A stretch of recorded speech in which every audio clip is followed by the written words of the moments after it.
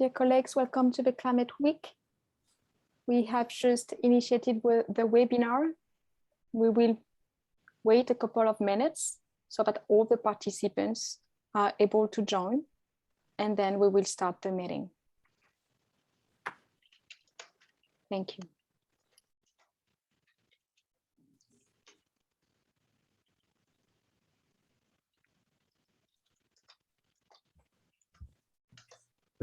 Can you hear me? Rajiv, you can hear me, but can you talk? Yes, yes, I can hear you. I cannot hear you. Okay. Can you hear me? Can you please try to reconnect because we can see you? I will reconnect. Okay. Yes, please.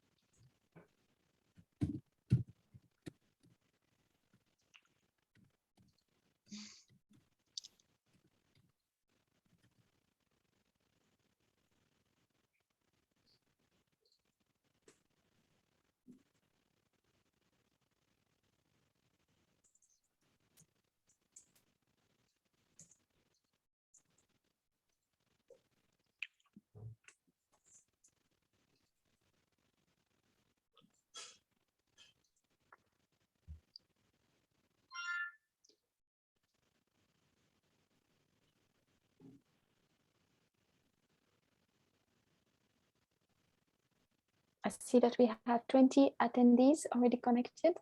We will wait for a couple of minutes so that everyone can join. We are expecting 103 participants today during this session. So it might take still a couple of 7 to 10 minutes so that everyone can be with us. If you have any problems in connecting or in hearing us, please send us an email and we will try to help you with your technical problems. Thank you.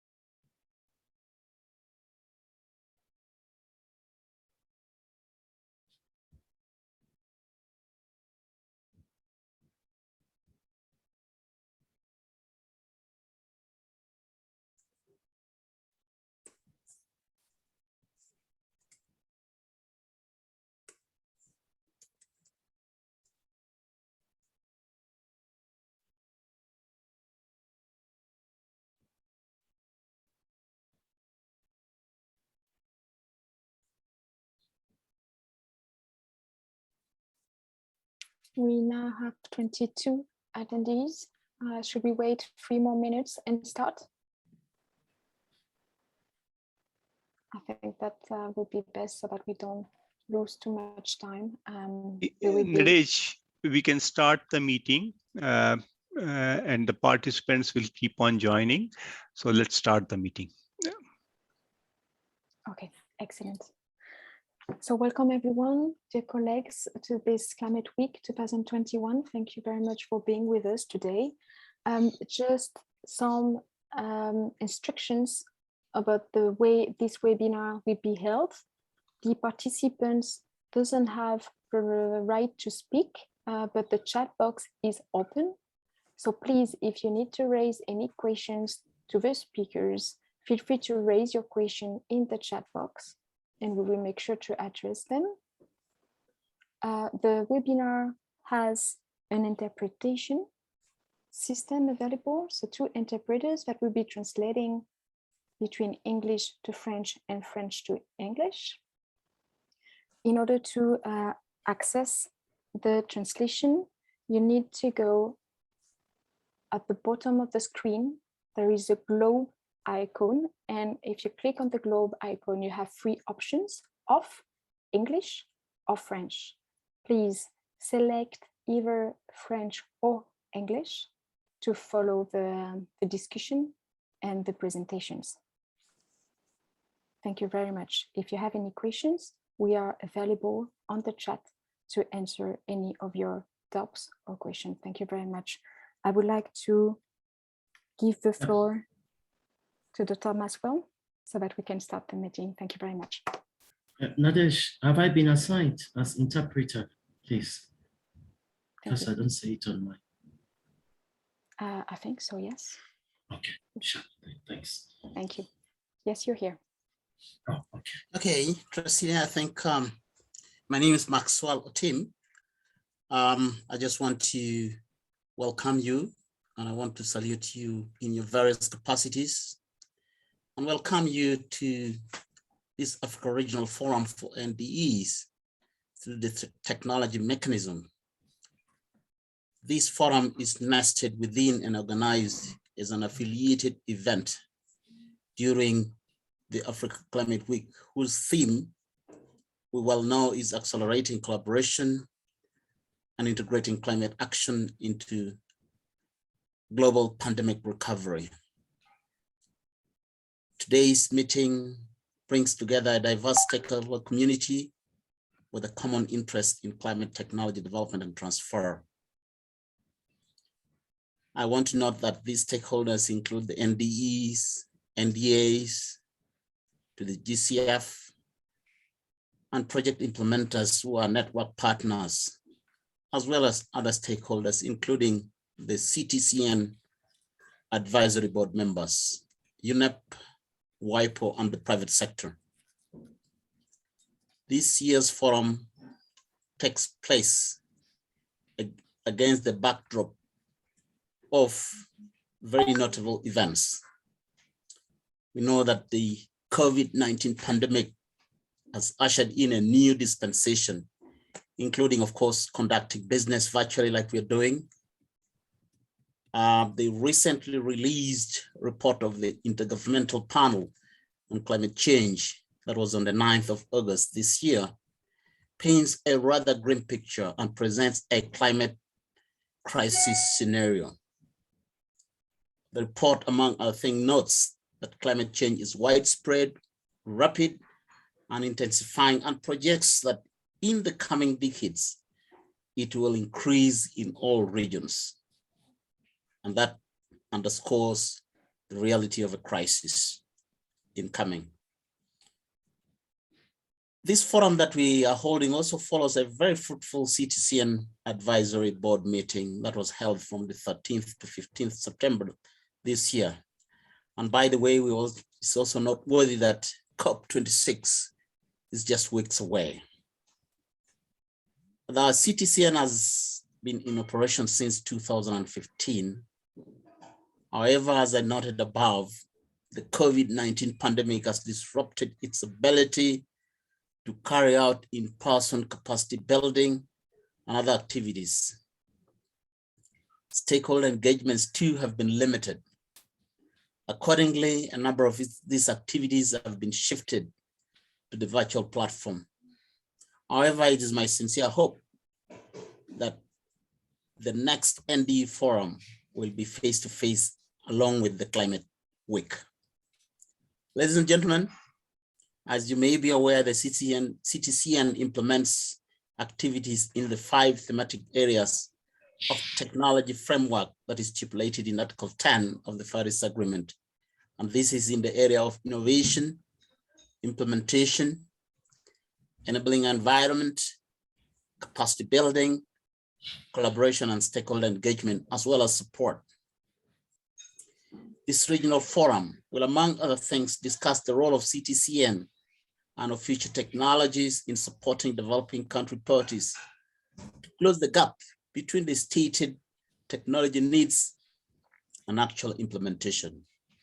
Ladies and gentlemen, it is an immutable fact that technologies are sine qua non in addressing climate change, as they are instrumental in reducing greenhouse gas emissions and facilitating resilience and adaptation to the impact of climate change.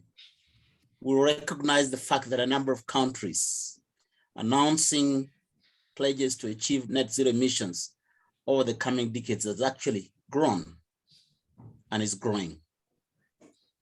Building on the recent new or updated NDC submission by the parties, and in view of the global stocktake that assesses overall progress made towards realizing technology development and transfer, the CTCN works with governments to develop, number one, policies, roadmaps, and strategies, and also to build the enabling environment and skill sets needed to scale up NDC implementation and transition to low carbon emission, resilient pathways to NDC implementation, and sustainable development. On this note, I'm happy to inform this forum that Uganda has just concluded a technology needs assessment in the sectors of agriculture, water, forestry, and energy. The initiative was supported by GEF and implemented in partnership with UNEP DTU. Number of technologies for climate change adaptation and mitigation have been identified, and a technology action plan has been drawn up. The country is now desirous of attracting financing and investments in the key mitigation and adaptation technologies that have been identified. On this note, I have no doubt that the issues that this forum is set to discuss will be beneficial to Uganda's climate technology aspirations. I therefore want to wish all of us a very fruitful and productive forum. Thank you for listening to me. I now wish to put on another hat in form of a moderator. That was a note, an official note from Uganda as the host of the Climate Week. We have up to 4:30 to dispose of this business, so the time is pretty tight. And so let's adhere to time. I will be your moderator throughout. And allow me therefore to invite my brother Engineer Moses Omedijura, the Vice Chair of the CTCN Advisory Board, to make his keynote speech. Engineer, you have the floor, sir. Thank you very much, Maxwell. Distinguished participants, ladies and gentlemen, greetings to all of you and welcome once again to this forum. It is good to see many of you friends, despite the distance barrier and challenges that have kept us physically apart. Actually, we would be talking right in Kampala now, if not for the challenges. All the same, we are very happy and we thank Uganda for hosting this important forum this year. Ladies and gentlemen, the chair of the African Group of Negotiators would have been with us. But as you know, it's a very busy time, and the pre-COP is also going on and is engaged there as well. So as much as I will be here as the vice chair, I also very humbly represent the chair of the Africa Group of Negotiators. So I'm the vice chair of the advisory board of the Climate Technology Center and Network, and I'm happy to provide the services that are necessary in that capacity. While COVID-19 upended nearly every aspect of the global economy and societies worldwide, it also underscored the urgency of global collaboration in meeting the world's most challenging goals and the need to step up ambition and action. And really, after rising steadily for decades, global CO2 emissions fell by a remarkable 5.8% in 2020. This is the largest ever decline in recorded history, according to the International Energy Agency, a report this year, 2021. But of course, there's little to celebrate here because despite all this, global energy-related carbon dioxide emissions remained at 31.5 gigatons, which means that the average still of the concentration of CO2 remains high. As COVID-19 related restrictions started to be lifted, economic activities and industries began to bounce back. In fact, by the end of this year, 2021, global energy-related carbon dioxide emissions are projected to increase by almost 5% again, as the economy's demand for coal, oil, gas, and all these fossil fuels. And the report by the Global Energy, the International Energy Agency on Global Energy Review 2021 is rather worrying. So the scenario itself as presented is worrying regarding emission or the increase in emission post-COVID. Despite this negligible impact on climate change, with just about 2 to 3% of global emissions, Africa is anticipated to be the most negatively affected continent on the planet due to a combination of factors, particularly severe projected impacts and relatively low adaptive capacity. And as we remember, IPCC reports have put this very clearly. The capacity of African communities to cope with the effects of climate change on different economic sectors and human activities is expected to be significantly challenged and potentially overwhelmed by the magnitude and rapid rate of onset of the impacts such as extreme heat events, up to 30% decrease in precipitation, sea level rise, loss of biodiversity, human health, livestock, fishing activities, and many more. These are clear in the Africa Adaptation Gap reports for this year, 2021. The latest IPCC report, which has been discussed very, very widely and continues to be discussed, described as Code Red for Humanity by the UN Secretary General Antonio Guterres, highlights that global warming of 1.5 degrees Celsius and 2 degrees Celsius will be exceeded during the 21st century unless drastic measures are taken, unless there is deep reductions in carbon dioxide emissions and other greenhouse gases.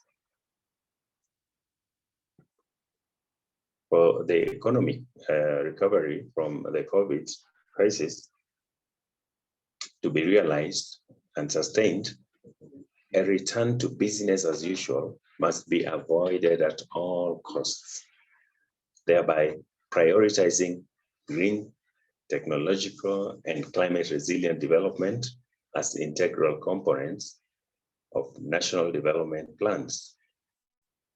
Estimates by the UN Environment Programme suggest that we need to cut global carbon emissions by 7.6% per year for the next decade in order to realize the Paris Agreement targets. These are also contained in those reports, the emissions gap report for 2019 by UNEP. Technologies are seen as the key instrument to reducing greenhouse gas emissions and to adapt to the impact of climate change. In sub-Saharan Africa, where we are, essential sectors like water supply, infrastructure, and agriculture will constitute the highest level of adaptation costs, while in North Africa, the focus will be on infrastructure, coastal zone protection, and adapting to extreme weather events. The annual cost of adaptation by 2020 to a warming of 1 degree globally above pre-industrial level amounts to 13 billion for the sub-Saharan Africa and 2 billion for North Africa and Middle East regions, respectively. Climate finance is a major challenge hindering climate action in Africa and elsewhere. In 2020, developed countries committed to delivering climate finance, to a large extent. And you remember there are 100 billion a year in climate financing to vulnerable countries. This has not been realized. Effective deployment of climate technologies is undoubtedly one of the keys to ensuring that climate change can be addressed without compromising economic growth. But technological and social innovation is a complex process involving research, experimentation, learning, and development. Most innovations require some social or behavioral change on the part of users. Readily changing economies, as well as social and institutional structures, offer opportunities for deployment of greenhouse gas mitigative technologies that may lead countries on to climate resilience and hence sustainable development pathways. The pathways will be influenced by the particular socio-economic context that reflects prices, financing, international trade, market structure, institutions, the provision of information, and social, cultural, and behavioral factors. Currently, most new and used technologies mostly flow from the developed to developing transitioning countries. A global approach to reducing emissions that target a technology transfer from developed to developing countries and triangular approaches would have a significant positive impact on future reduction of emissions. For Africa, where we are, Questions around equity and a just transition are pertinent, with vulnerable people at the center. The relationship between climate change and social inequality is a vicious cycle where the disadvantaged groups get more exposed to the adverse effects of climate change and to damages caused by climate hazards that become enormous, while the capacity to cope and recover are meager. This is because they cannot afford goods and services that they need to buffer themselves up in order to recover from the adverse effects of the changing climate. As we know, youth are an important part of society. Enhanced youth inclusion in climate advocacy and action is at the top of the African COP26 agenda. Young people will not only be most impacted on by climate change, but will also inherit the responsibility to address it in future. The question of youth empowerment is particularly acute in Africa, the region with the youngest population, with almost 60% under the age of 25. Gender issues are also key, with women responsible for 60% of work done globally, yet they earn just 10% income and own barely 1% of property. In Africa, 70% of women are excluded financially. The continent has a 42 billion financing gap between men and women. 2021 was marked by the revision of the NDEs. According to the synthesis report by the Secretariat, almost all parties provided the information necessary for clarity, transparency, and understanding of their NDEs in accordance with Article 4 of the Paris Agreement. Nonetheless, in most African countries, these long-term pathways, interim goals, and timeframes are being mapped out, and the details of how to go about achieving this are being unpackaged in order to ensure a transformational change. It is vitally important that climate and innovation policies provide the right incentives for the development and diffusion of climate-friendly technologies. Ladies and gentlemen, COP26 will likely set new long-term targets for climate finance beyond 2020, possibly to 2025. Don't know, but hopefully so. Many developing countries' pledges are conditional on support.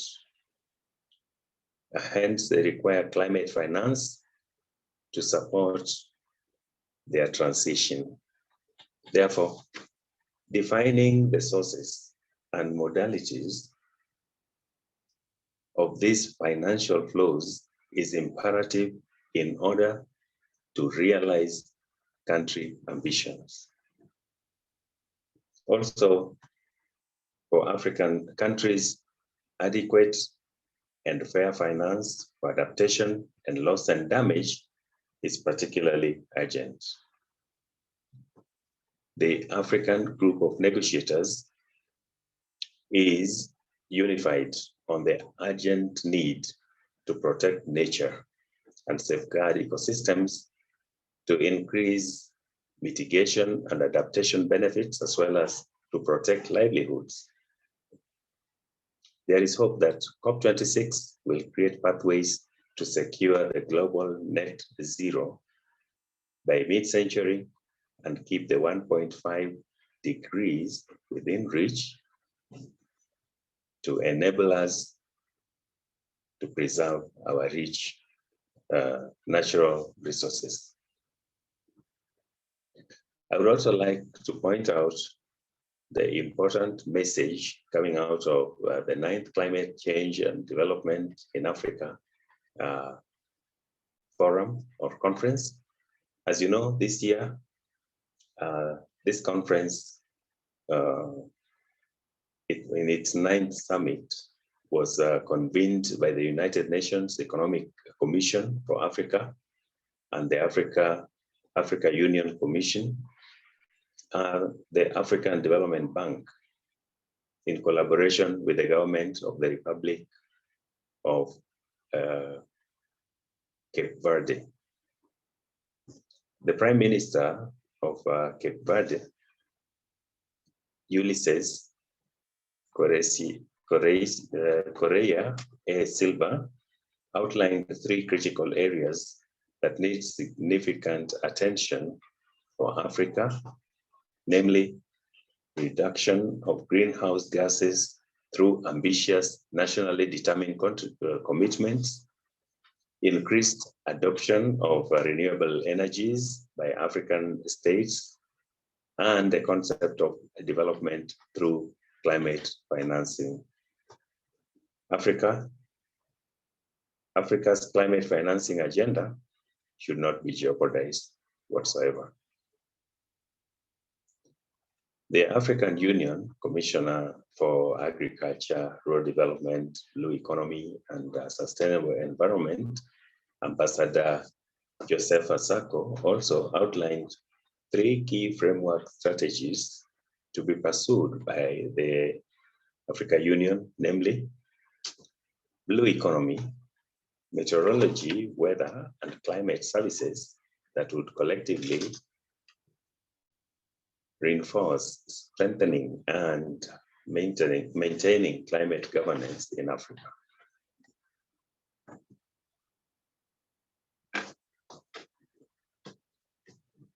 So, at last, as the Vice Chair of the Advisory Board of the Climate Technology Central Network, and as a lead coordinator in climate technology for Africa in the negotiations, I would like to urge you, NDEs, and of course, all of us, to connect with your focal point for the United Nations Framework Convention on Climate Change, UNFCCC, and include in your respective delegation statements at the COP the observed increasing need and demand for the CTCN services, and hence the need for adequate and predictable financing of financial support to the CTCN. I would also request the chair of the Africa Group of Negotiators to do the same. At the same time, I would like to assure you that with such support, the CTCN would provide its services on demand to the countries in an enhanced manner in the future. So please take this opportunity to demand for services from the CTCN, and let us move forward together as Africa. I'm impressed that Uganda has done this from what we had from Maxwell. Continue to do that to the next level as well. May I thank you all once again, and all who have so far provided support to the CTCN and the technology mechanism as a whole. And also, I wish to thank the organizers of this forum and those supporting us very sincerely. Please participate fully in the rest of the program, and thank you very much. Thank you, Engineer Mehdi, for those very insightful submissions from the advisory board of the CTCN perspective. Very, very rich submission. Sadly, we do not have the time to discuss it, and we need to move forward because we have time constraints. We now set to go into the session, but allow me to invite Mr. Rajiv, the regional manager CTCN, to present the work that they've been involved in the past year, to set the stage so that we can be able to leap into the session. Rajiv, you have the floor. If you could take 5 minutes, I would be very happy so that we move to the next session. Thank you. Thank you, Dr. Maxwell. It's a challenge. Merci, Dr. Maxwell. C'est un défi. It's a real challenge to do in 5 minutes, but I will definitely try to. Pour faire une présentation sur les finances, mais je vais essayer. I would definitely. I think we're getting feedback. Somebody's going to be putting the interpreter on. Can you mute, please? Thank you. Good. Can you hear me? Est-ce que vous pouvez m'écouter? Vous m'entendez? I think we need to sort out that double voice coming from the Je interpretation. crois qu'il y a un doublement de voix. So I think they should reassign me if we have that to interpreters. Probably. Okay, Curicula, can you have this sorted out, please?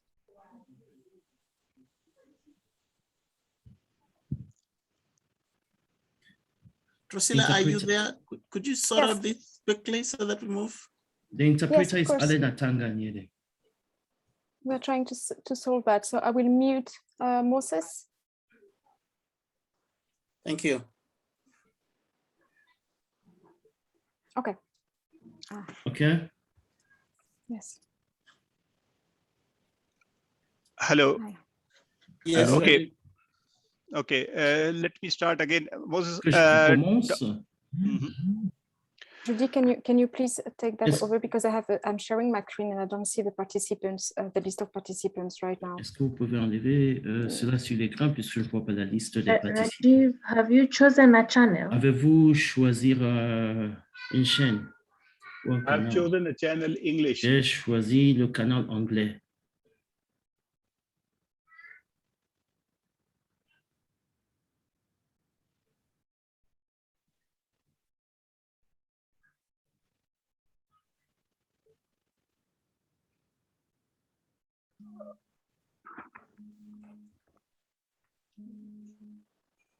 Okay, is it sorted now? Yes, I think so. Je crois que le problème est résolu.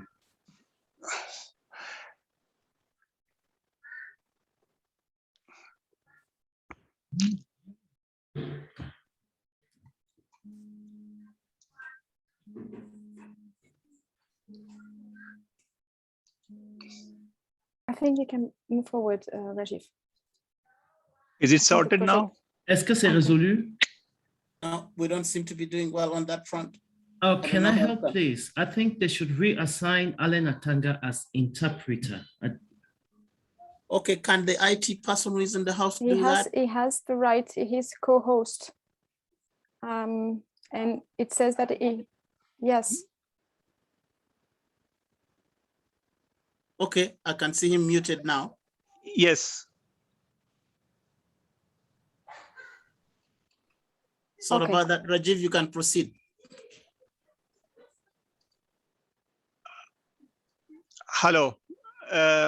Okay, I'll try to be as quick as possible. Sorry for this. Je vais essayer d'être un peu plus rapide.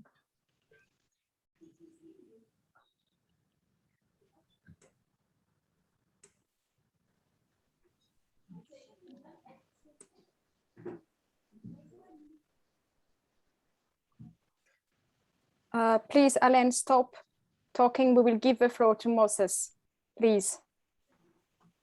Thank you very much. Thank you. Moses. Thank you, Curicula. Let's try again. Okay, Nadej, can you go to the third, and the third slide, please? The third slide, thank you. Well, colleagues, you know, CTCN, the delivery model is fit for purpose. So we deliver on what the countries and what the NDEs ask us to do. This is just a snapshot that we have been, we are working in more than 100 countries, or we are working with more than, in fact, 103 countries. We have so far delivered more than 320 technology transfer projects through various interventions. Next slide, please. But the largest portfolio is from Africa. If you see, 46% of the requests are from which we receive are from Africa. This shows the growing demand of the CTCN services from Africa, as also the needs of the countries in Africa. 31% definitely is in Asia Pacific, and 21% is from the Latin America and the Caribbean region, 2% Eastern Europe or CIS region.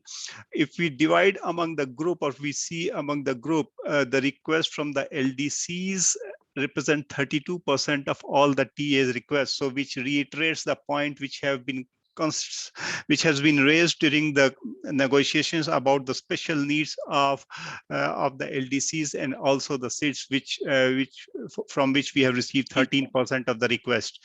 Next slide, please.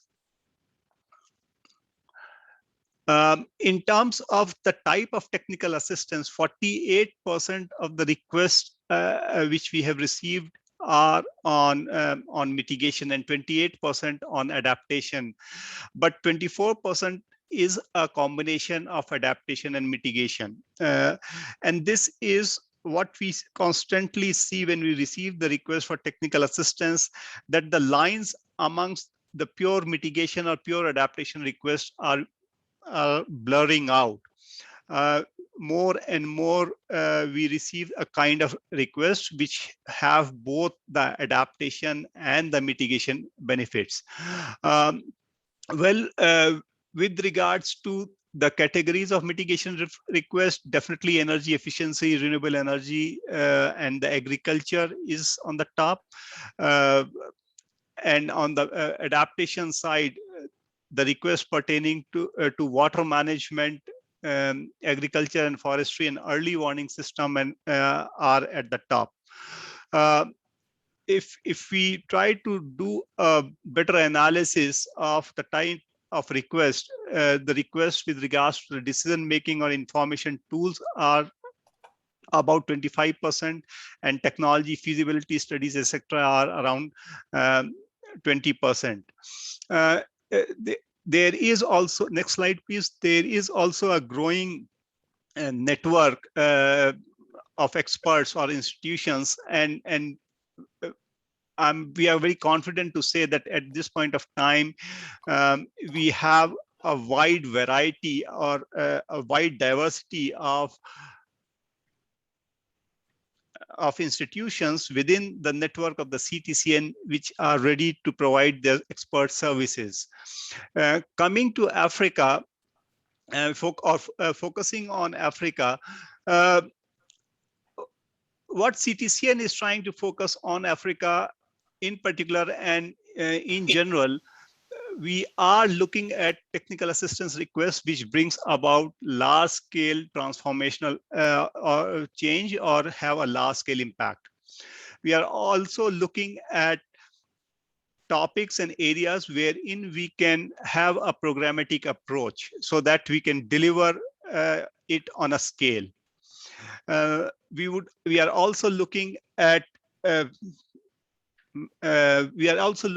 technical assistance which promotes South-South cooperation, and in fact it's a kind of a technology matchmaking between the countries. Our stress also is on developing local markets, because until and unless a market is developed, there is a chance that the technology which you are applying, or the interventions which you are applying, are not being scaled up. Definitely policy, regulatory frameworks and development of standards are are quite on the top. And amongst all of this, I would like to reiterate, and this all of you know, that no one size fits all. And therefore, most of the time we try to tailor the request which we have received in a fashion that is in a fashion that it becomes useful for the country, where useful for the country for scaling it up or developing or creating enabling environment. I'll give you a couple of examples, just 2 examples to show, because in the later half of this session, you will see some more examples coming up. So I'll skip those. Number 1, next slide, please. Now, for example, this is a very new technical assistance request which we have delivered in Sudan, and this request came to us on climate hotspot mapping. But while delivering the climate hotspot mapping for Sudan, we also developed a methodology and tried to initiate a capacity or develop the capacity for monitoring climate change and its impacts on the agriculture through. And this was done using Earth observation data.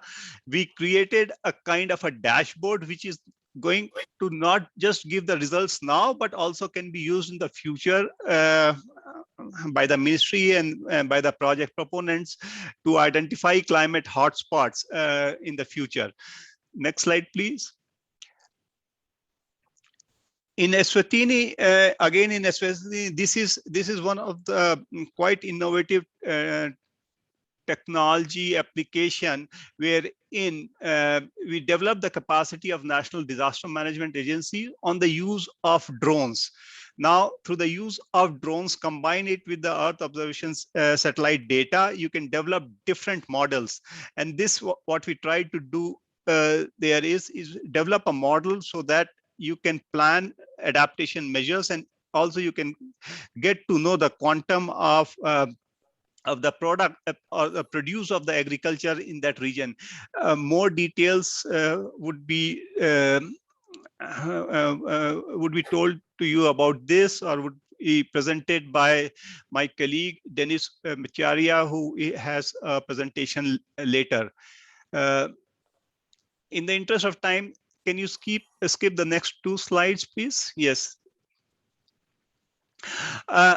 Also, the focus has been on how the technology need assessment and the NDCs match with each other.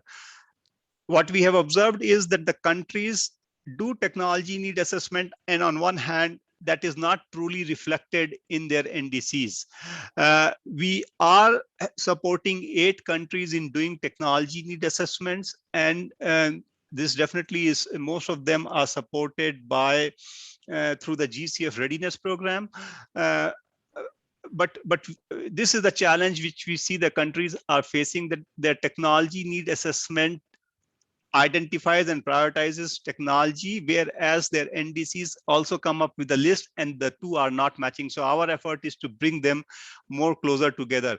And in order to do that, what we have done is that we have collaborated with the University of Michigan, and we have conducted an in-depth analysis of the technology needs identified in the updated NDC submission of some countries. More than I think it was more than 50 countries, since all the countries had not submitted their revised NDCs, so a comprehensive analysis was not possible. But for those countries which had submitted their revised NDCs, we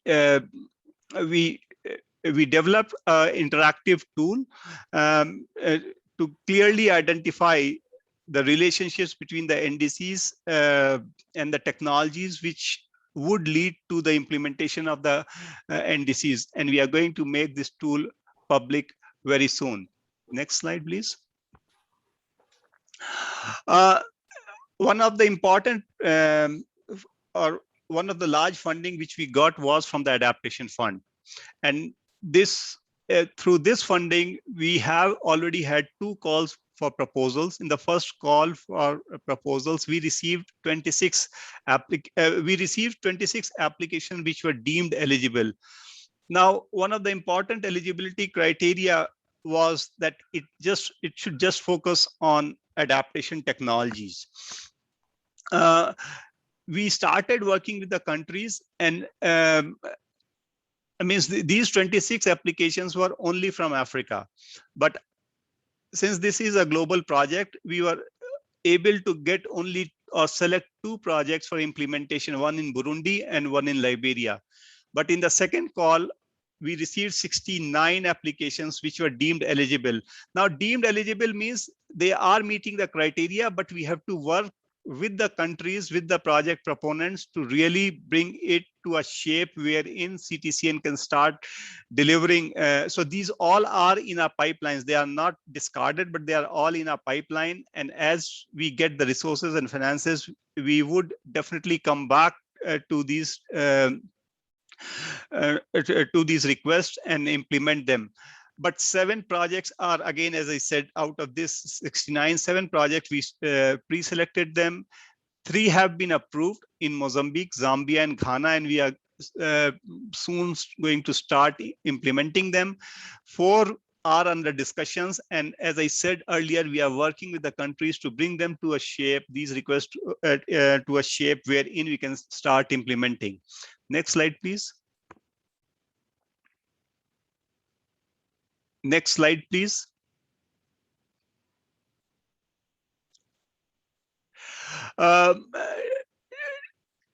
Now, one important thing also is that it is not just technical assistance which the CTCN has delivered.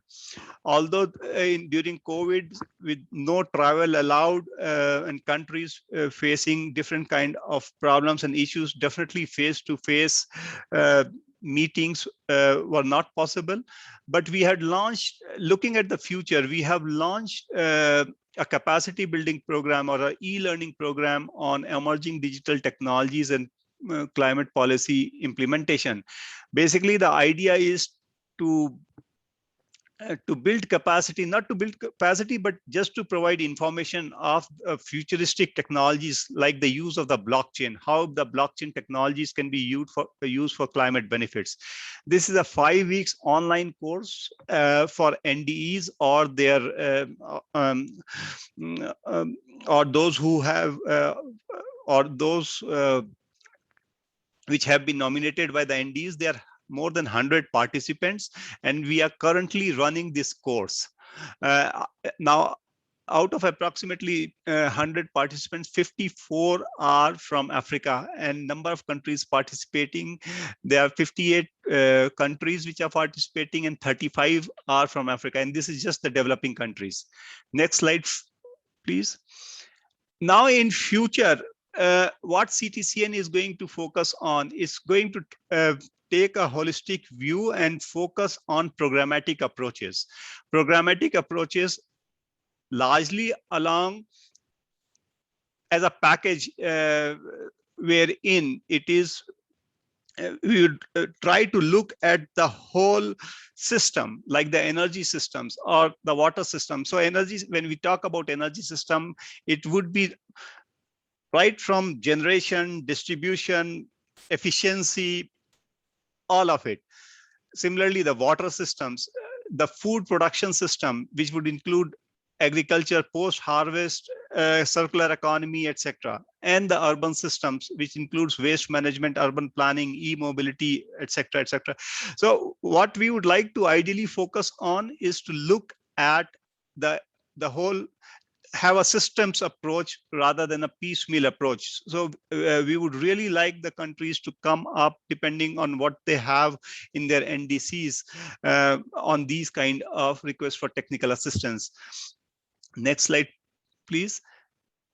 Just to give you a kind of a snapshot of what we are looking at in terms of specific technologies which are going to be in demand, or which can or kind of technical assistance requests which the countries can put forward, like e-mobility policies. But when we are talking about e-mobility, everyone is doing e-mobility policies. But when we are doing e-mobility policies, we are more looking at bidirectional charging, so that if there is no power in a house, and or if because of some disaster, the distribution line is cut off, you can use your vehicle to provide electricity to your house, kind of a bidirectional charging, and this is most relevant to small island states or some of the other countries.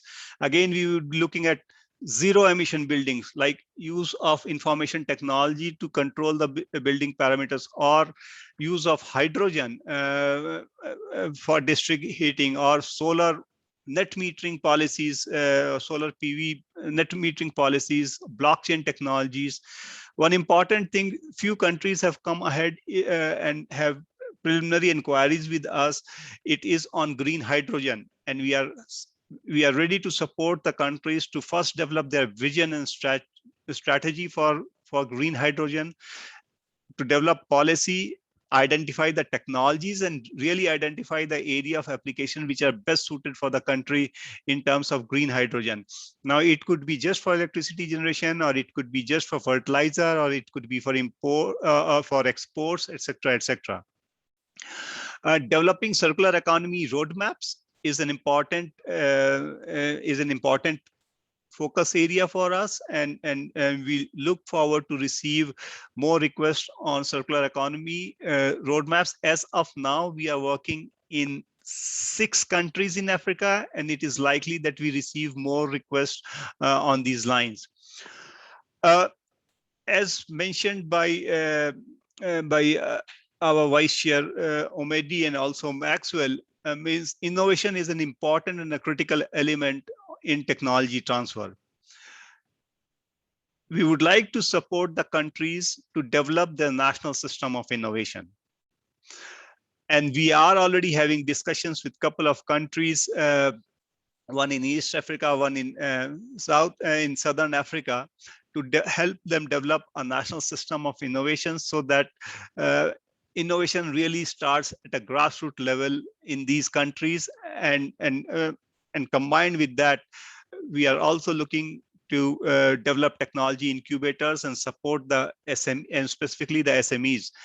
We did a kind of a pilot in 2 countries, in Kenya and Tanzania, and we received good feedback and results, wherein we supported the SMEs to identify the technology needs and try to develop a technology incubator around it. The use of digital technologies is more underlined. Means specifically when you're looking at technological transformation. Now, digital technologies can be used in a number of sectors. Specifically, and the use of Earth observation data, use of artificial intelligence, use of UAVs, and these can be used and applied for a number of cases, for crop and pest management, for fertilizer application, for adaptation planning, for soil mapping, even for irrigation, and to develop climate information systems. As CTCN, we are looking to support countries more and more. If there is a request for technical assistance in these areas, it could be very quickly prioritized, and we'll start working on it. Along these lines, we are working with the West African Development Bank to develop a concept note for 7 countries in the Sahel region on developing climate information systems and application of these technologies in these countries after doing a feasibility assessment. So a concept note is being developed for submission to the GCF, and once it is approved, we have ideas or we have plans to develop a large-scale proposal for implementation, and the fund we are going to apply to the GCF for its funding. I think that's all from my side. That was the last slide. Sorry, in the interest of the time, I was not able to go deep into it, but I'm open for questions, and some of the things which I have mentioned, you will see in the subsequent presentations by the various speakers. They are going to speak about it. So thank you very much once again. Thank you, Rajiv. I know there could be questions, but I want to propose that let's have the question at the end of the first session, because time is a constraint. Thank you so much. I think you've set the scene. Now we know what CTCN has been delivering over the last 1 year and what they're set to deliver. And that would tie in very well with our suggestion of the way forward. So ladies and gentlemen, innovation and implementation is one of those key areas that CTCN addresses. So we're going to have, the first session is going to be on innovation and implementation. But just allow me to make some comments that innovation is key for climate goals and climate emergency. As a matter of fact, Article 10 of the Paris Agreement underscores accelerating, encouraging, and enabling innovation as critical elements for an effective long-term global response to climate change and promoting economic growth and sustainable development. It is therefore very imperative, you will agree with me, I believe, that countries have national systems, that countries should have national systems of innovation, and Rajiv has just talked about it, which will bring forward the markets and technologies for larger climate impact. Therefore, in line with this its mandate, the CTCN would welcome requests for technical assistance from countries that would like to develop their national innovation system. This is just to underscore what she's just said. And when you talk about innovation, intellectual property and innovation are conjoined twins. So going forward in this particular session to kick off, I would like to invite Anya from WIPO for a presentation on IP rights within the context of developing countries in Africa. Anya, you have the floor. Thank you. Thank you so much, Maxwell. And thank you also for the opportunity to provide some thoughts here. I won't be doing any systematic presentation of intellectual property rights in light of the time constraints, but you'll find ample information on our websites and so on. So me working for the World Intellectual Property Organization, and as you've rightly said, Maxwell, we are concerned about how we can leverage innovation and intellectual property to address the challenges that we face. Maybe you can go to the next slide and also put it into presentation mode. So this slide I wanted to highlight mainly, I mean, obviously we are talking about the risks and the threat that climate change poses, but there's also an opportunity in here that I wanted to highlight, and also for innovators from Africa, obviously, in terms of the expected growth in terms of the demand for green technology globally. That's the data comes from a study that has been carried out by one of the big consultancies in Germany on behalf of the Ministry of Environment. And you see that the area in which the biggest growth is expected is energy efficiency. So let's go to the next slide, please. And that's one slide that zooms into the system perspective. We've been talking about national systems of innovation. WIPO publishes each year a global innovation index, which benchmarks the innovation ecosystem performance from around 140 countries, I believe, each year. And there you can see how the different countries do in terms of their performance. So the winners, as I think also in the last year, has been Switzerland, followed by Sweden and the United States of America. In terms of African countries, the most competitive ones or the most innovative ones are South Africa, followed by Kenya and the United Republic of Tanzania. They haven't made it to the top 50 in terms of the countries, but you can see how they perform and which ones are the best ones. So if we go to the next slide, you can also see the different elements that, if you look from the country perspective or as a policymaker, that you would need to take into consideration when thinking about the ecosystem, the innovation ecosystem. So it ranges from institutions, human capital and research, over infrastructure, market sophistication, business sophistication, knowledge and technology outputs, and creative outputs, and then some indicators underneath. This doesn't look at the questions from the green technology angle. So if you look at what drives innovation in the green technology space, obviously, is also the policies that play a very big role, and that environmental policies or the standards that the government set are an important driver of innovation in that space. So if we go to the next slide, we see the IP rights are just, or one snapshot on IP rights, unfortunately a little bit old, is a study from the EPO from 2013 that IP or less than 1% of that was into clean energy technology was patented between 1980 and 2009 in Africa, or have been filed in Africa. That's more accurate to say. I don't think the numbers have changed greatly in the recent years, but I pledge to come with a more updated numbers next time. The reason I'm saying that is, first of all, that if you remember from the last slide, IP rights is just one of the factors in the innovation ecosystem, which relates to the output. But I want to make two remarks in that respect. So it shows, on the one hand, as I said, the system perspective and the innovation outputs, but you can also look at it from more companies' perspective.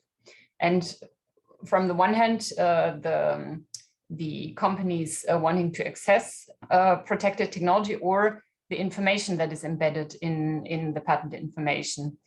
And the fact that only 1% is patented in Africa means that both the information, well, obviously, in any case, the information could be freely available to use, but also the underlying technology can be used in Africa without any constraints, and also sold to African countries where there's no protection, because the patent protection is restricted to the countries where the applications have been granted. But that also shows, if you look at it not from someone who wants to access technology, but someone who, from the innovator's perspective, that there's also potential for SMEs to use intellectual property more widely to protect the assets. And if we go to the next slide, there's another but more recent study from the EPO. Next slide, please. That shows what SMEs can gain from this use of IP. That, well, generally speaking, they do better if they use IP rights. They can gain more revenue if they have at least one registered IP right, no matter whether it's a patent or a design or a registered trademark.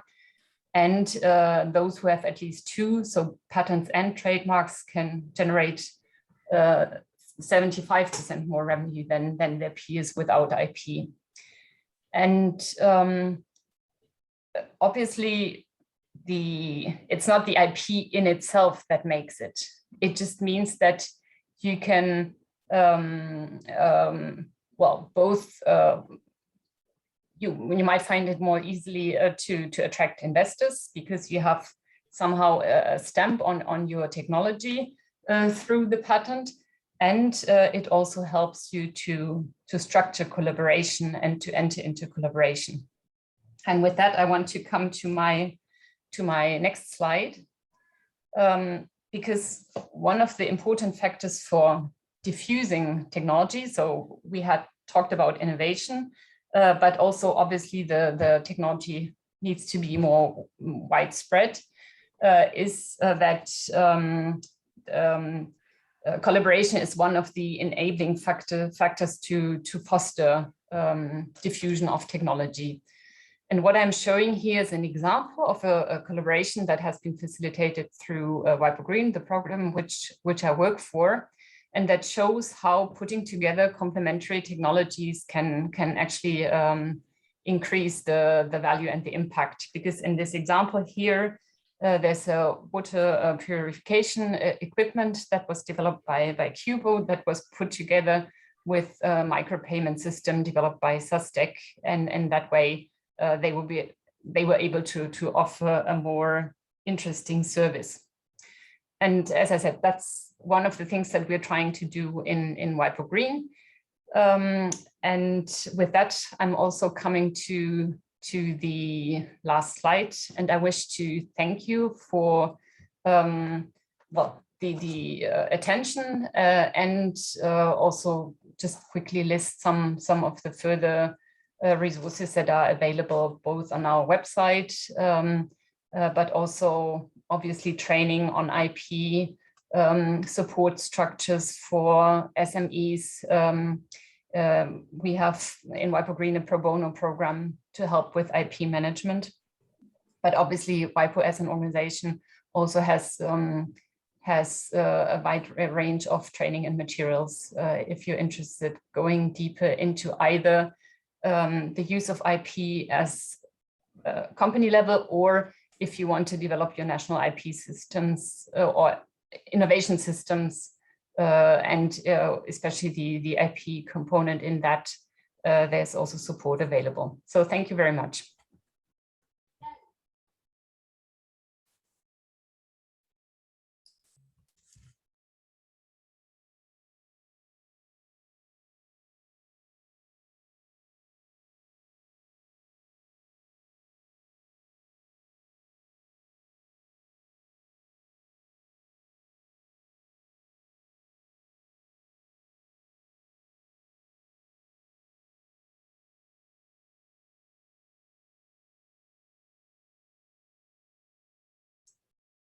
Also happy to answer questions if any. Thank you.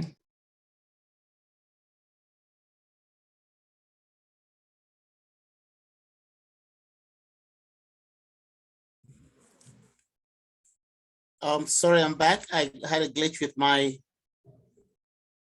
hello? We can hear you. We can hear you. Do you hear me? Can somebody say they hear me? Yes, we can hear you, Maxwell. Hello, Rajiv. Yes, we can hear you loud and clear. Please proceed. Thank you. I got a bit of a glitch.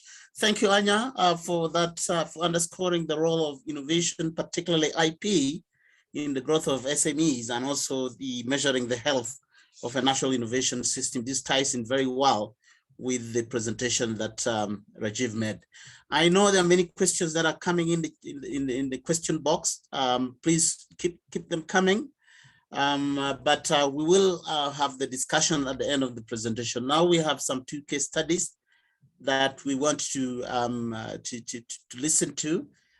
So this session will now introduce some of the innovative technologies being tested by the CTCN in Africa. The first case will introduce a combined use of drones and Earth observation for climate planning and other application in Eswatini.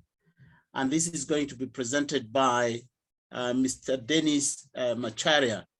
And we'll talk about the use of unmanned aerial vehicle and remote sensing technologies for vulnerability assessment and response planning. Dennis, you have the floor, and please try to, go through as quickly as possible so that we have some time for discussion. Thank you.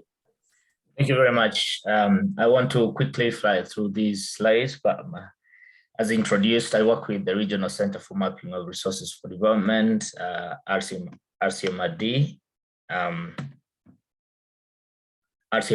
and we are a CTCN network member. We are based in Nairobi, but we serve 20 countries across Eastern and Southern Africa, and we work with a range of partners. So for this technical assistance, we started this implementation sometimes early this year, and the objective is to strengthen the capacity of the NDE in Eswatini, but also the National Disaster Management Agency, NDMA, to use drones and remote sensing technologies, or basically satellites, for vulnerability assessment and climate resilience, with a focus on the agricultural sector. And we're doing this through capacity building. We're doing this through collection of baseline and development of a case study, as well as improving readiness to seek DCF funding through the upscale of the technologies that we're piloting. And quickly, we can use drones, we can use satellites or remote sensing generally in many phases of a crop, say crop season. And at each of these stages, there are different elements or parameters that can be measured indirectly through UAVs and also through satellites. And what we are doing is to demonstrate how this can be done Dennis, by using. Put the presentation on slideshow. Dennis, for clarity, please put it on slideshow. The slide is I think I'm already on slideshow.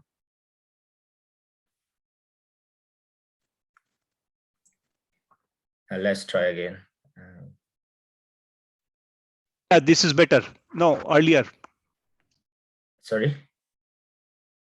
I think you have to swap the screens. Je crois que vous devez because changer we see your next slide.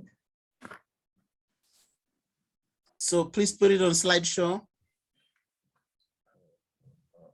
Okay, let me see. I was using, I think, double monitors. Let's see if this works now.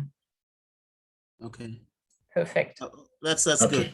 Okay, yeah. Sorry, I was using 2 monitors. Okay. Yeah, so we are demonstrating how you can combine those two types of data sources, the drones very high resolution, the satellites medium resolution, bigger areas, and combining those two to generate crop specific indicators that can tell us about the health, the robustness of a crop, and also that can help us, develop models for, say, estimating, for instance, yields, end of season yields, etc. And we are piloting this in for locations in Eswatini, the west and the east, which have different sort of climatologies, broadly speaking, but also in terms of productivity. And, we have been closely working with the partners in Eswatini, the NDMA, the NDE, which is the Department of Meteorological Services there, as well as the Ministry of Agriculture, the Eswatini Civil Aviation, etc. And so far, this is some of the work that we have done. The first thing was to do a climate risk profile, and we're looking at rainfall patterns, rainfall and temperature patterns in the historical context, so the climatology since around 1900, and then also doing some kind of projections into the future. But basically, what we're doing is to just collect information from global climate models, and this is from CIMIP 5. CIMIP 6 is available now, but generally, it's trying to set. Sorry, receiving feedback in French. This is basically to set a baseline and also, sort of like a future outlook for purposes of identifying emerging threats or existing and emerging threats, into the agricultural sector. And then in terms of the UAV and satellites, what we want first of all is to demonstrate the power of each of these two sources differently, separately, but then also a combination, sort of we are merging the satellite to, to the UAV imagery. And there are reasons why we are doing this. It's because mainly the drones will have very high resolution images, but they will be a little bit limited on the spectral or the detail that we can get in terms of the parameters that we're looking at, and these are mostly crop health related parameters. And satellites, because they have more bands than the drones, but they have lower resolution. So we're bringing in the advantages of those many bands and the advantages of the drones in terms of very high resolution, merging them, and then developing or generating products like, say, the crop map product that I show here. And then we are taking that crop extend map or product. We are bringing in satellite-based crop yield indicators like the vegetation indices, etc. All those indicators that influence or have some bearing on crop health and subsequently on productivity or, end of season production, and that we're talking about yields here. Of course, we have to bring in historical yield data, and then we develop statistical yield models, and these yield models can tell us in advance, months in advance, what the expected, harvest for a particular crop, in this case, we're using maize, would be. And this is very important information because, for planning purposes, especially, country would be able to, say, estimate how much are we going to have a surplus or a deficit at the end of the season, and from an answer to that question, then they will be able to appropriately plan for whether to bring in more imports or plan for surplus. These are just some of the outputs that are from the case study, and in this case here we were trying to we developed a model and try to project 2020 maize yield, end of season. This is towards April, and we had about a 6% error in determining the end of season production, and this is a very positive outcome for us, and to be able to demonstrate that you can do this and you can do this well in advance is really powerful, and it's one of the several cases that we have, but that demonstrates that this is an innovation that is possible, and is an innovation that can be implemented, with a bit of flexibility in terms of how much data you collect, say, from the field, and also how much data you gather from satellites. The other thing that we are building in this case study is the ability for our partners in Eswatini to use other observation products or satellite or remote sensing products, across the season to monitor the behavior of the season in itself, but also how crops respond to different environmental conditions. And in this case, I show an example here using the Geo Global Agricultural Monitoring, which also is being applied in Sudan technical assistance. And here we are just monitoring basically, rainfall and vegetation index, which is called the NDVI, soil moisture, evapotranspiration, and temperature. And these environmental conditions are very, very important in terms of how crops perform and how much yield we get. Of course, with other factors like management practices, fertilizer application and pesticides, applications, etc.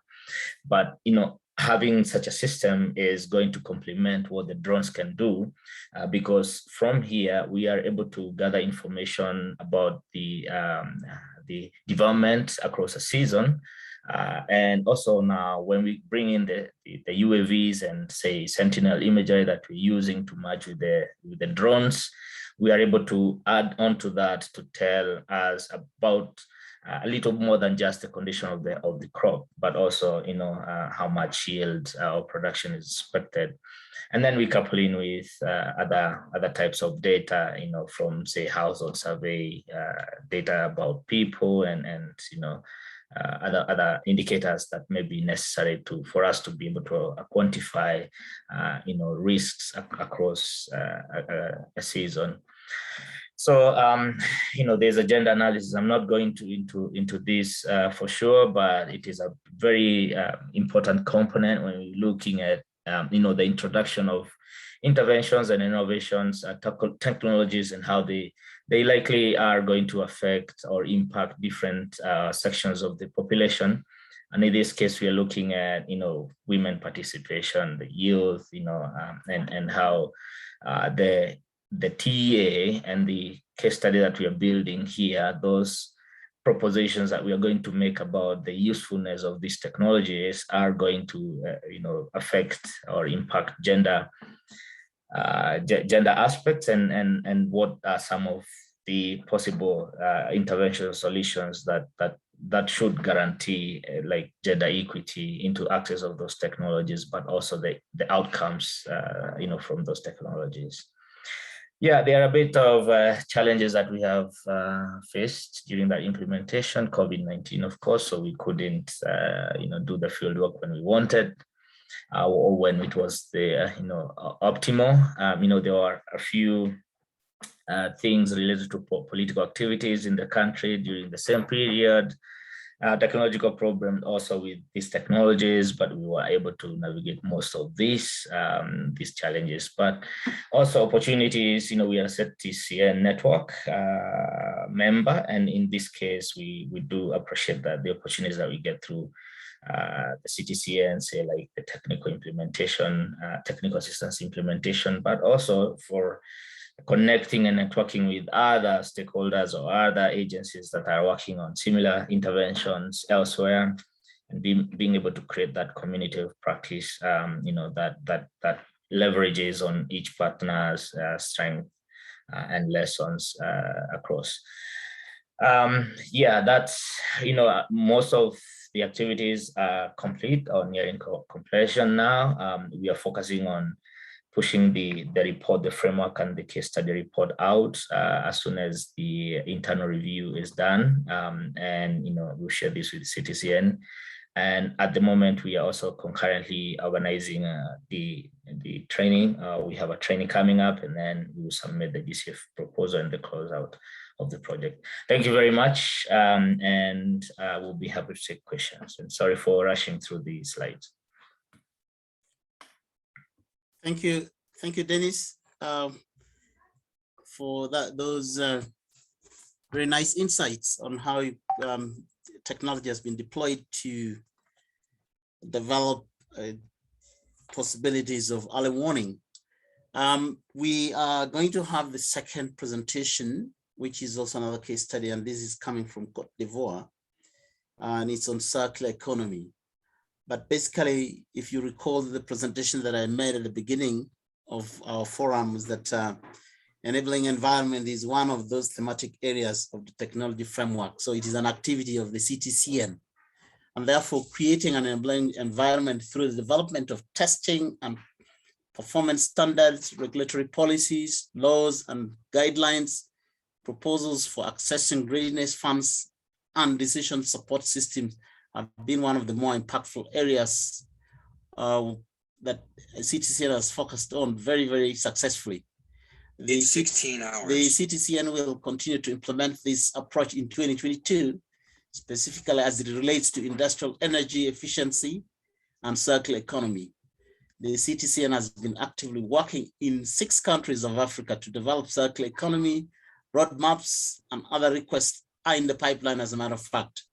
And so for this particular presentation, I would like to invite Cohen Redmakers from ACE, who is a member of the Africa Circular Economy, to present a case from Côte d'Ivoire.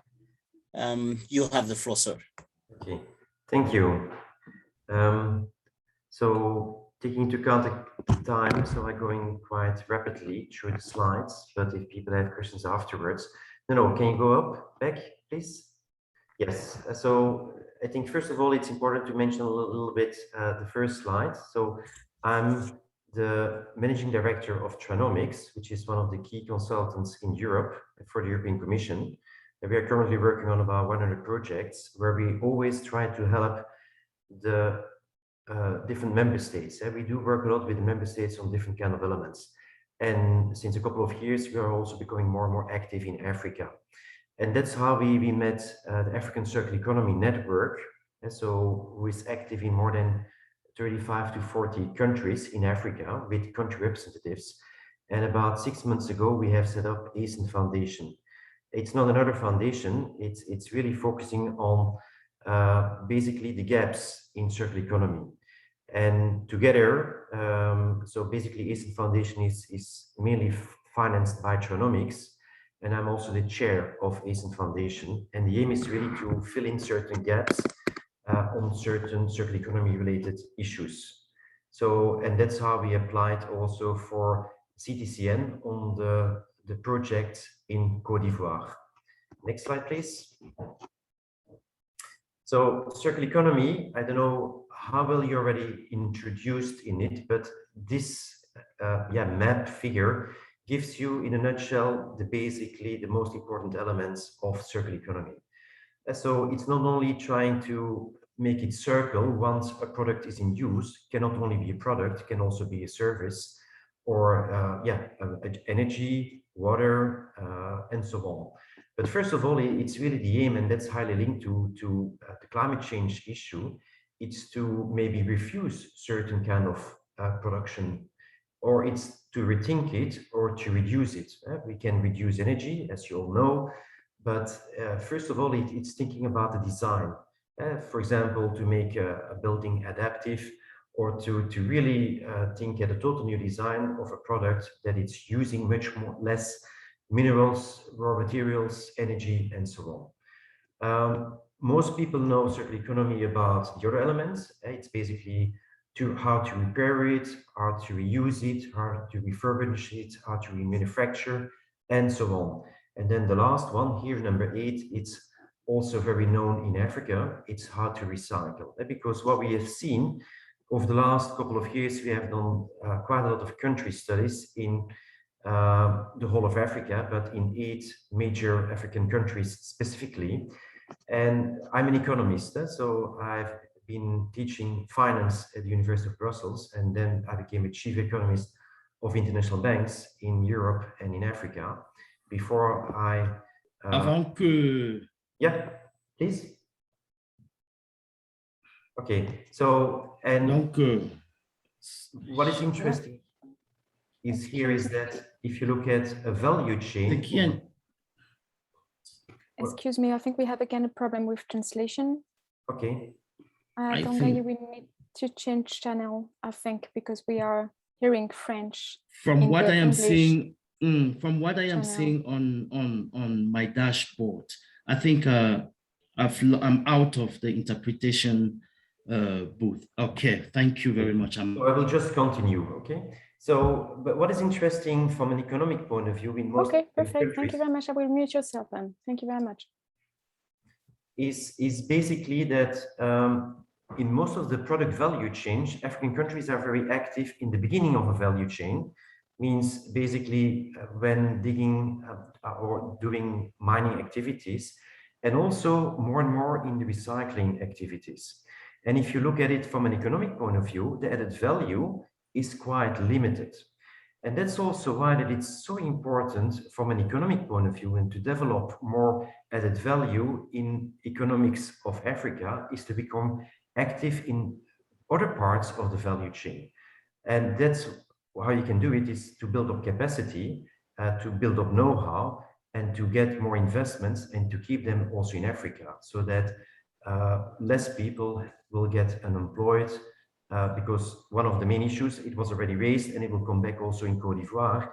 It's basically, we want to link capacity building together with building up know-how and education. So I will come back on that, but maybe going to the next slide. So basically then focusing on the study we are starting basically in Côte d'Ivoire last month. So the focus of the objectives, first of all, it's about to develop a waste stream specific circular economy roadmap. And so again, this is one of the, Rajiv already mentioned it, and it's one of my points I do mention every time again when we work for member states or when we work for countries as a whole. You really have to have a very good understanding about your economy, first of all, to understand better the different sectors you're active in, and where you have the low-hanging fruit.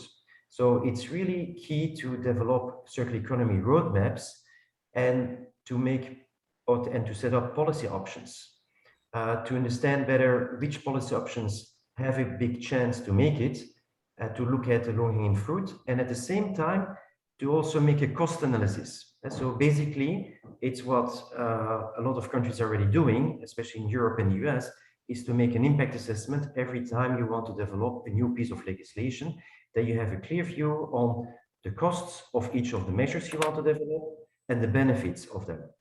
So that's the first part, then specifically related to waste stream. The second one is to improve the educational programs that integrate the circular economy into curricula.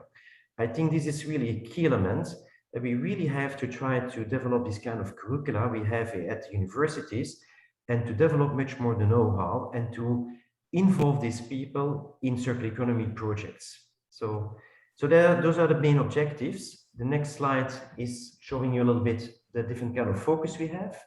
So next slide, please. So basically what we are doing in the different tasks is, first of all, we are going to develop analysis of the waste management and the circular economy for selected waste streams. And so we are looking at solid waste, we are looking at liquid waste, we are looking at the different kind of waste streams. We are looking at what is already in place, what kind of infrastructure do you already have, and what are then the results coming out of it to take some decisions. To do so, we are going to develop a SWOT analysis to prioritize a waste stream with the highest circular economy potential. And so a SWOT gives us directly the strengths and the weaknesses in each of these countries, because there are huge differences between countries. And we are looking at opportunities and the threats if you're going for a certain option. We are then developing a circular economy roadmap for the prioritized waste stream, and we are going to finalize it with the integration of it in circular economy knowledge and practices in the educational curricula. So that's basically the setup of our study.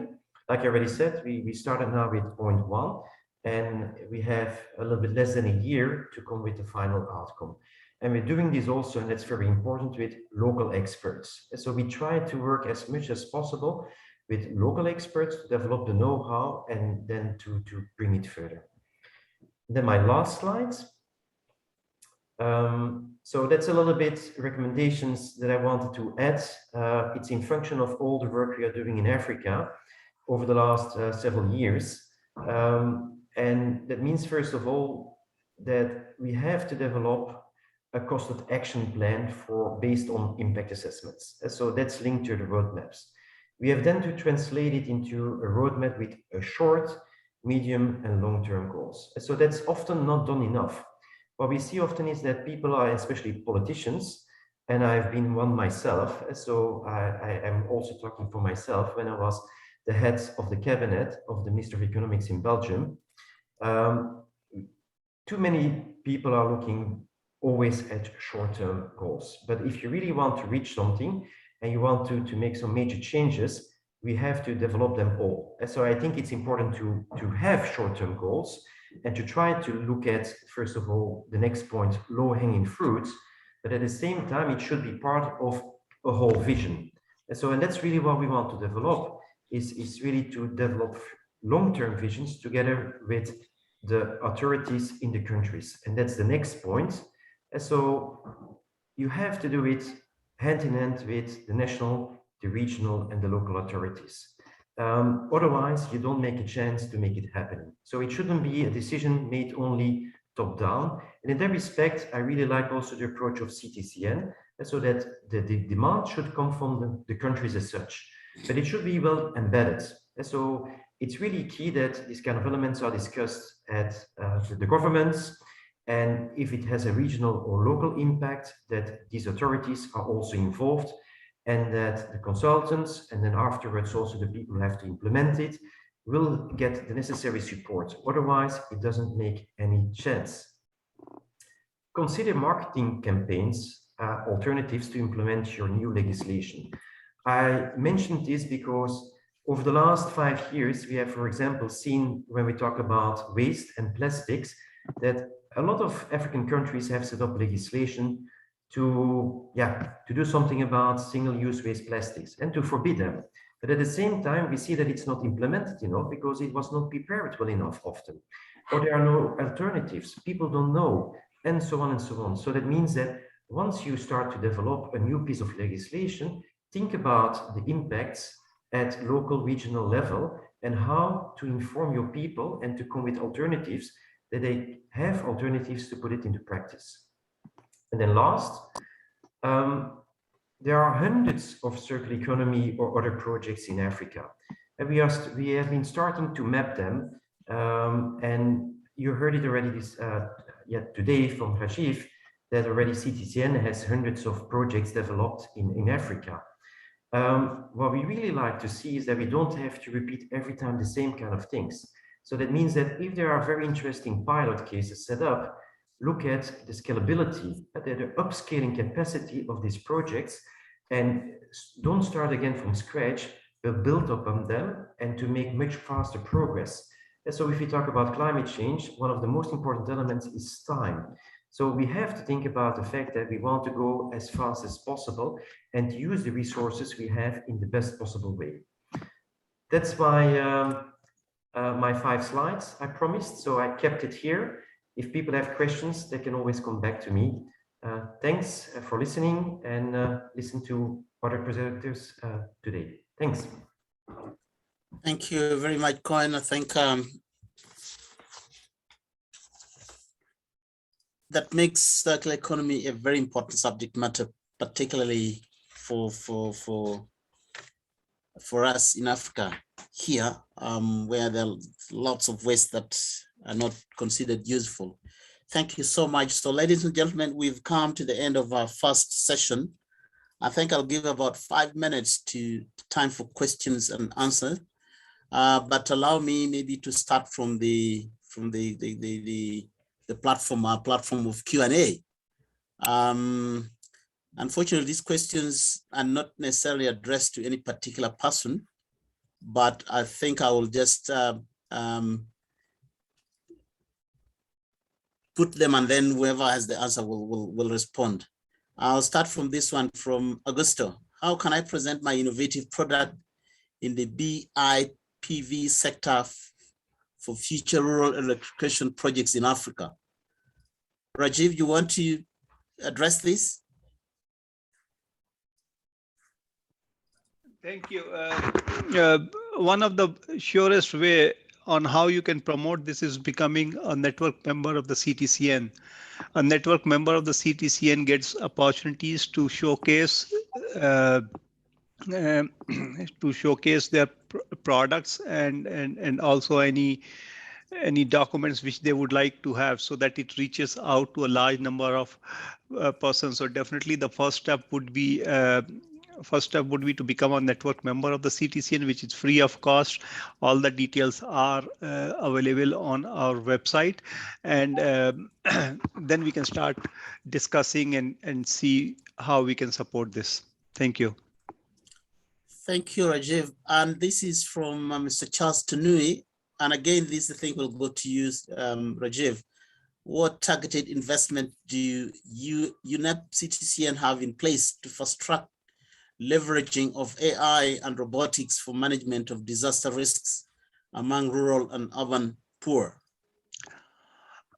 Well, Dr. Maxwell, I have tried to reply this question on online itself. Okay. But very briefly, as you all know, CTCN works on a country-driven approach. And if there's a request from the country, and specifically on these futuristic technologies which we feel have a large impact, are transformational, and it can be replicated in other countries, we would be keen to prioritize it and take it up and provide support. We do not earmark our services, or we do not earmark our technical assistance for a particular technology. So the countries, it is the prerogative of the country, and these type of technologies we would really like to prioritize when it comes.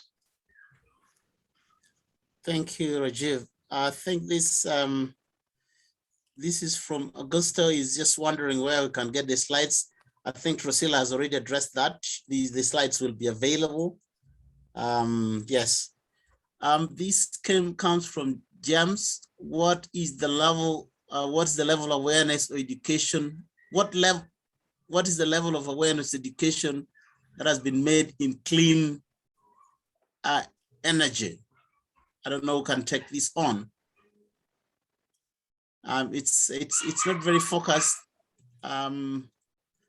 Okay, I think Drusilla has replied to this. Yes, thank you, Drusilla. You can check the answer. Okay, I think there's this one here. It's I think Rajiv has already responded to this. I like the CTCN system approach for the future. Could you kindly clarify more what this exactly means? Okay.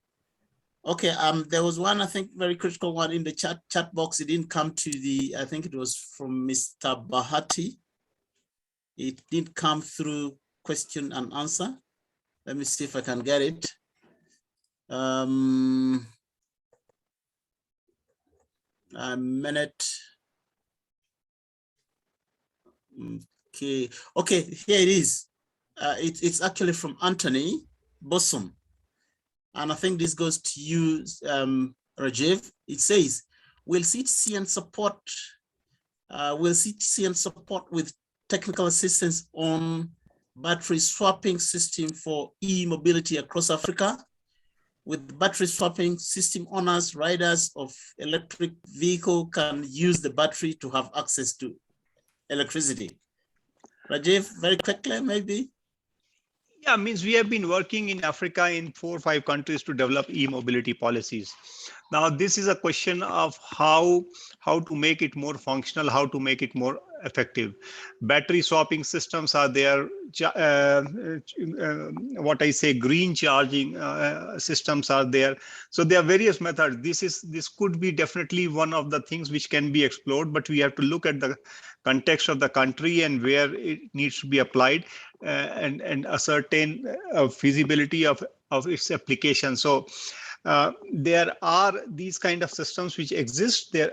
Means because we also had a discussion in Tunisia with regards to the use of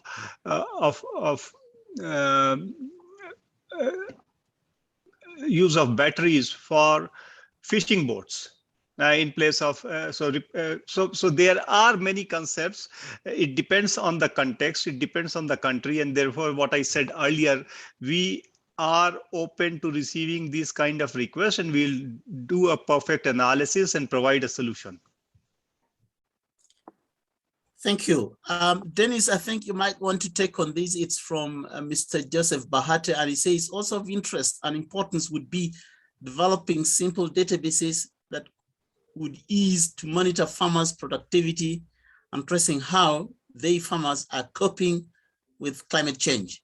Any comment, Dennis? I think there are a couple of systems and databases that tackle that for sure. You know, if you got, like, for instance, to FAO collect and assemble a lot of data, you know, from across the whole world. Our interventions at this point focus on just one element of that. And you know, it is obviously a good point that we need to link, say, what we are doing with other existing systems so that we don't continue to create parallel systems.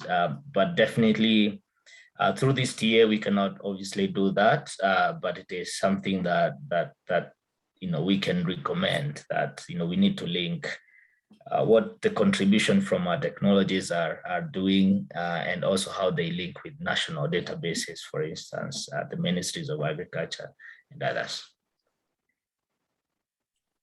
Okay, thank you, Dennis. Thank you all. I think for the sake of time, we can leave it there. If at the end of the second session, we still have a bit of time, then if there are questions, then I will ask members to intervene. But as of now, allow me to proceed now to session 2, which tackles the thematic area of enabling environment, collaboration, and outreach. And here we're also going to have a panel address, and then we'll have a presentation of 2 study cases, case studies, and then we will discuss them as appropriate. So to kick off this, I would like to make some remarks, and I will start by saying that the CTCN has combined the theme of enabling environment and collaboration and outreach in this session. Private sectors, we know, play an important role in identifying the environment best suited to scale up climate technologies. For that matter, I would like to invite a private sector player in the name of Dietrich Oppelt, who is also the NDE of Germany and also tech member. He will be providing brief insights into the expectations and needs of developing countries from a private sector point of view. Oppelt, the floor is yours. Yeah, thanks a lot to everyone and to CTCN for inviting me. And I'm very happy to give like a short introduction presentation to the topic of the role of the private sector. And before I start, I'd like to give like a short background of the NDE. So if we can move to the next slide. So I'm representing here the NDE Germany, which is part of the Federal Ministry of Economic Affairs of Energy. And we are the focal point of NDE in Germany and part of the NDE network under the technology mechanism, part of some 160 NDEs globally. And basically, we very much like to support the technology transfer and dissemination, which is so critical for meeting the climate goals. So if we can move to the next slide. Yeah, so this basically highlights that the NDE Germany is part of the network, working very closely together with the CTCN and the tech, and I myself, I'm a member of the Technology Executive Committee. And as such, basically, we operate a website, the NDE Germany, which we're very happy also to that you visited and that also we connect to it. And as part of the NDE Germany, we also do events. So we had like previous events with the NDE in Brazil and also together with CTCN and also with the NDE in Indonesia on electric mobility, for example, or on buildings. And now going over to the topic, basically on the next slide, of the role of the private sector. So I first like to depict here some picture which I adopted from the net zero roadmap, which the IEA has set out for meeting the 1.5 temperature target. So in order to meet this basically globally, we have to, from now on, drastically reduce emissions in economy-wide, basically in all the sectors. And it's very clear that the private sector and also technology plays an absolute key role. Without both the action of the climate sector and also technologies, we cannot achieve this. And the good thing is that most companies now have set themselves targets, not only to climate neutrality in the next coming years and decades, but also to support this transformation. And basically, I think it's absolutely key for all companies globally to join this ambition. And in order to also be competitive in the future, basically, companies have to support this trend. And I depicted here some examples from sectors where technology transfer and also action from companies are absolutely critical. So the first one is like the green bar as the greenhouse gas emissions, as you see, coming from the building sector, and basically where we have to lower emissions. And it's very important that we move to like building codes and buildings which perform to ever lower carbon emissions, and also make all new buildings basically carbon neutral ready. And in the transport sector, basically we have to go completely away from internal combustion engines and to meet electric and build the infrastructure and go by 2030, 2040 globally, basically over to carbon neutral vehicles and trucks and trailers, and reach the infrastructure and the targets for meeting these vehicles. Then the next one is basically the energy sector, which is where renewable is absolutely key. We have to basically quadruple or quintuple 5 times as much renewable as we have at the moment. And I think this is also absolutely key for Africa. Here we cannot go the pathway of coal emissions anymore. we have to leapfrog directly or gas. So we have to go away from fossil fuel infrastructure and just leapfrog to renewable energy, where basically key investments are required from the private sector in wind and solar mainly, basically, which will, and also the electric network. And by 2040, basically the IEA says in order to reach the global 1.5 target, we have to reach 100% green electricity in all countries. Yeah.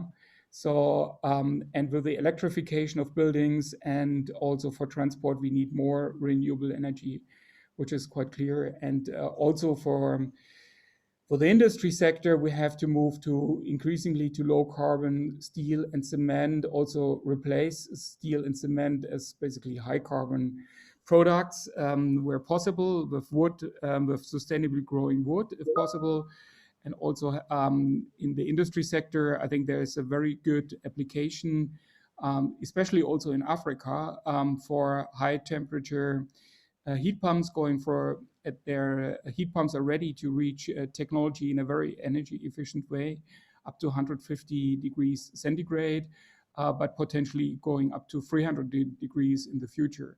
And for example, the food industry, which for example is very important for the several African countries like South Africa, here where we need heat for like preserving food, making soups and so on, drying food.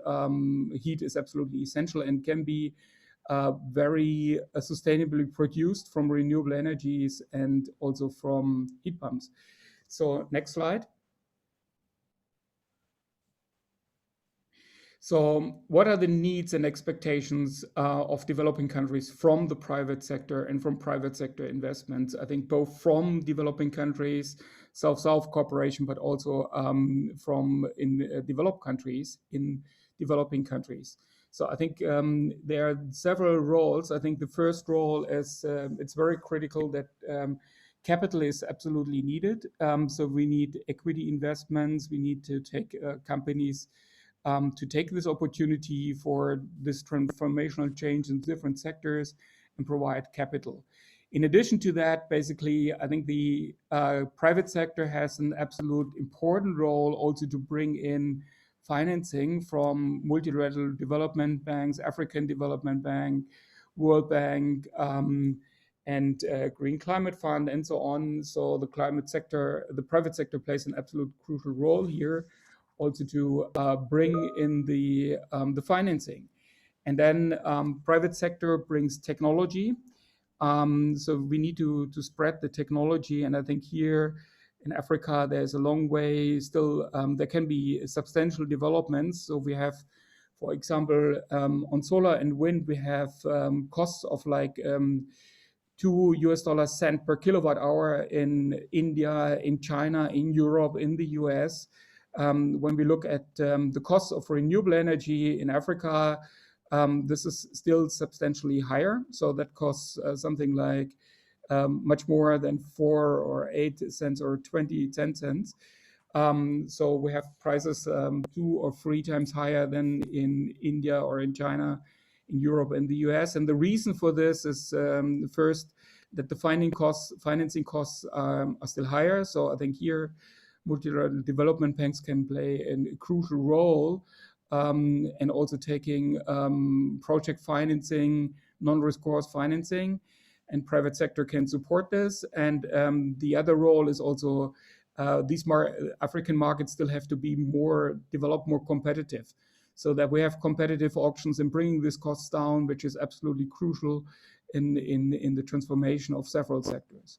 In addition to that, basically private sectors can bring critical know-how, can support TVET systems, education systems in developing countries, and support basically the education, the certification, the qualification of technicians, and also bring innovations with new technologies.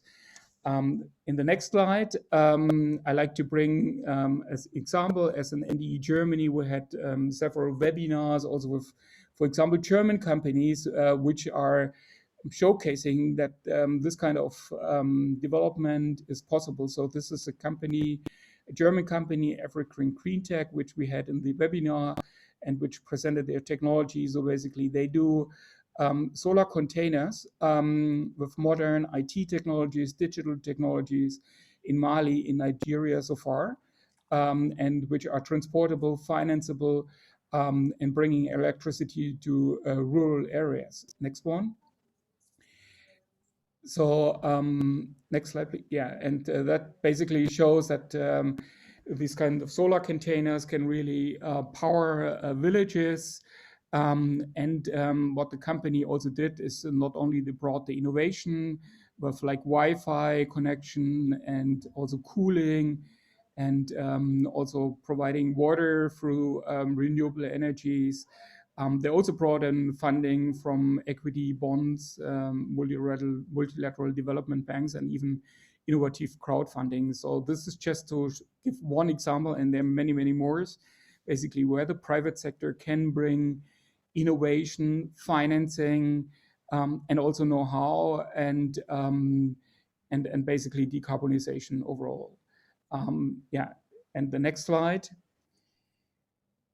basically is just to sum this up. In order to meet climate goals, basically we have to leapfrog, and we have to clearly accelerate what we do. And I think for this, like this, I very much welcome the programmatic approaches, which Rajiv explained to us. And here we have to, in order to meet the targets, there's so much population growth and economic growth in Africa that we have to substantially increase renewable energy penetration, which is absolutely crucial. And we should avoid building more fossil fuel power stations, both coal and gas, which in the end will not be sustainable, and be basically will lead to a dead end. And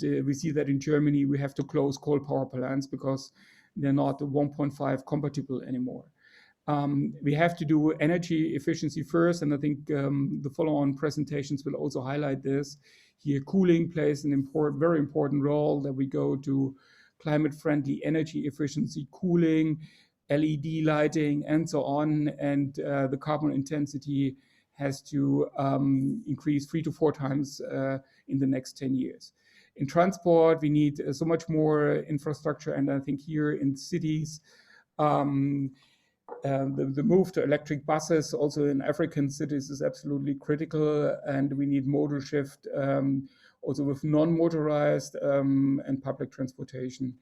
In buildings, we need the standards, and also we need, at the moment, we are still global on a path where we lose 1% of forests per year, 10% in 10 years.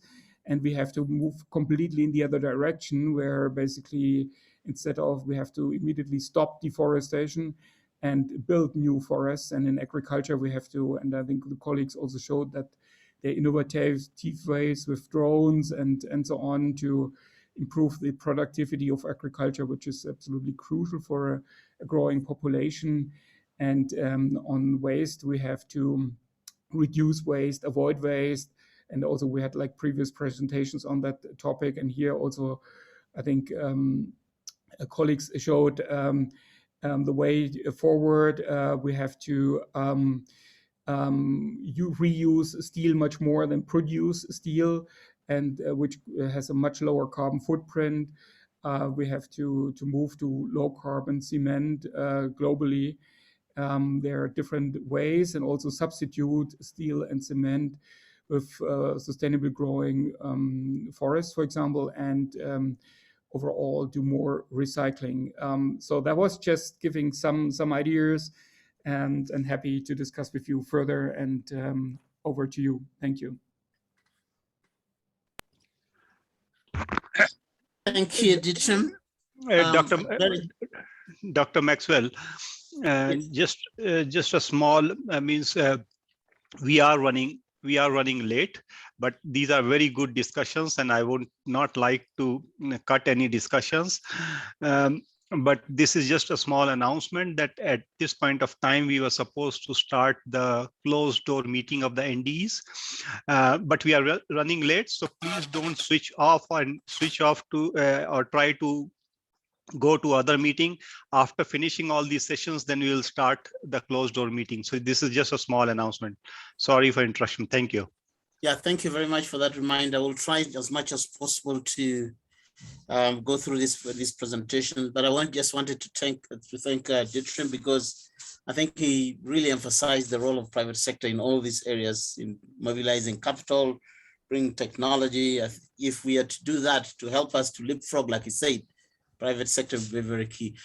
Moving on, I think now we're going to get to the next presentation, which also ties very closely with that, because it is one of those thematic areas that CTCN has been working on, especially energy efficiency standards, with the goal to develop local and regional markets, as well as implement platforms for introduction of energy efficiency. And let's now listen to Erlin Pellet from Stiftung base, and he will discuss with us the MEP's appliances. Erlin, you have the floor. Thank you. Thank you very much, and good afternoon, everybody. My name is Aurélien Pillet. I'm a senior sustainable energy finance specialist working for BASE, Basel Agency for Sustainable Energy. BASE was established 20 years ago.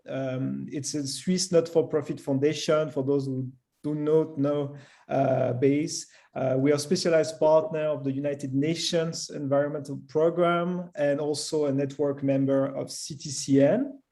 At BASE, we develop innovative, actionable financial strategies and market-driven solutions to unlock investment in climate change solutions.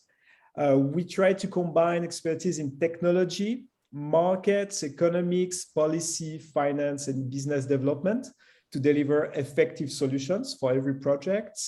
And we are also known to build bridges between the different sectors that are involved in projects and actors at the nexus between sustainable energy, finance, and international development.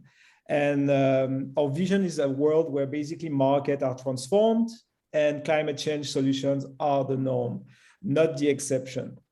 So I will discuss today the case of minimum energy performance standards for appliances, which also relate very well with what has been discussed with the implication of the private sector, which must play a critical role in that market transformation, thanks to policy recommendations. So next slide, please. Here, I would like to show you this as an example of what MEP's recommendation, including on the left side, schedule of progressive incremental energy efficiency levels that will be set as part of a labeling scheme, and the actual impact of 40 years of standards and supporting policies on the right side. To show you the power of policy recommendation in a specific country. So here on the right side, you can see the example of California, which have set MEPS, minimum energy performance standard, over the last decades. And you can see the impact that has had on not only the efficiency of the products, namely the refrigerators here, and also on the price and on the product themselves. So it's a very helpful starting point for getting policymakers to the table for the first time, to show them how effective MEPS can be in a market, to help transform the market towards innovative products and climate-friendly products. And also it shows the power, the market forces, and the fact that manufacturers will be able to meet those challenges, because policy such as MEPS are challenges for the private sector, but they meet that with innovations along the way. In this case, in California, the refrigerators were bigger, larger volumes with better insulation, better compressors, heat exchangers, and controlled. So very powerful tool to help that market transition. And also, as we can see here, as I said, the maps and the market innovation led to bigger and better refrigerators, which is also very important for the local market and of course the end users, such as households and other type of end users. Next slide, please. On this slide, now that we know how powerful MEPs are and how important they can be to help transform a market towards energy efficient appliances, I would like us to look at this map and see that we are still far from harmonized adoption of mandatory minimum energy performance standards and label for residential refrigerators in the region in particular. As you can see, many countries have adopted those maps and labeling. I've shown here on the slide example of countries in Africa as well, such as Ghana, South Africa, and Kenya, which have adopted labeling schemes.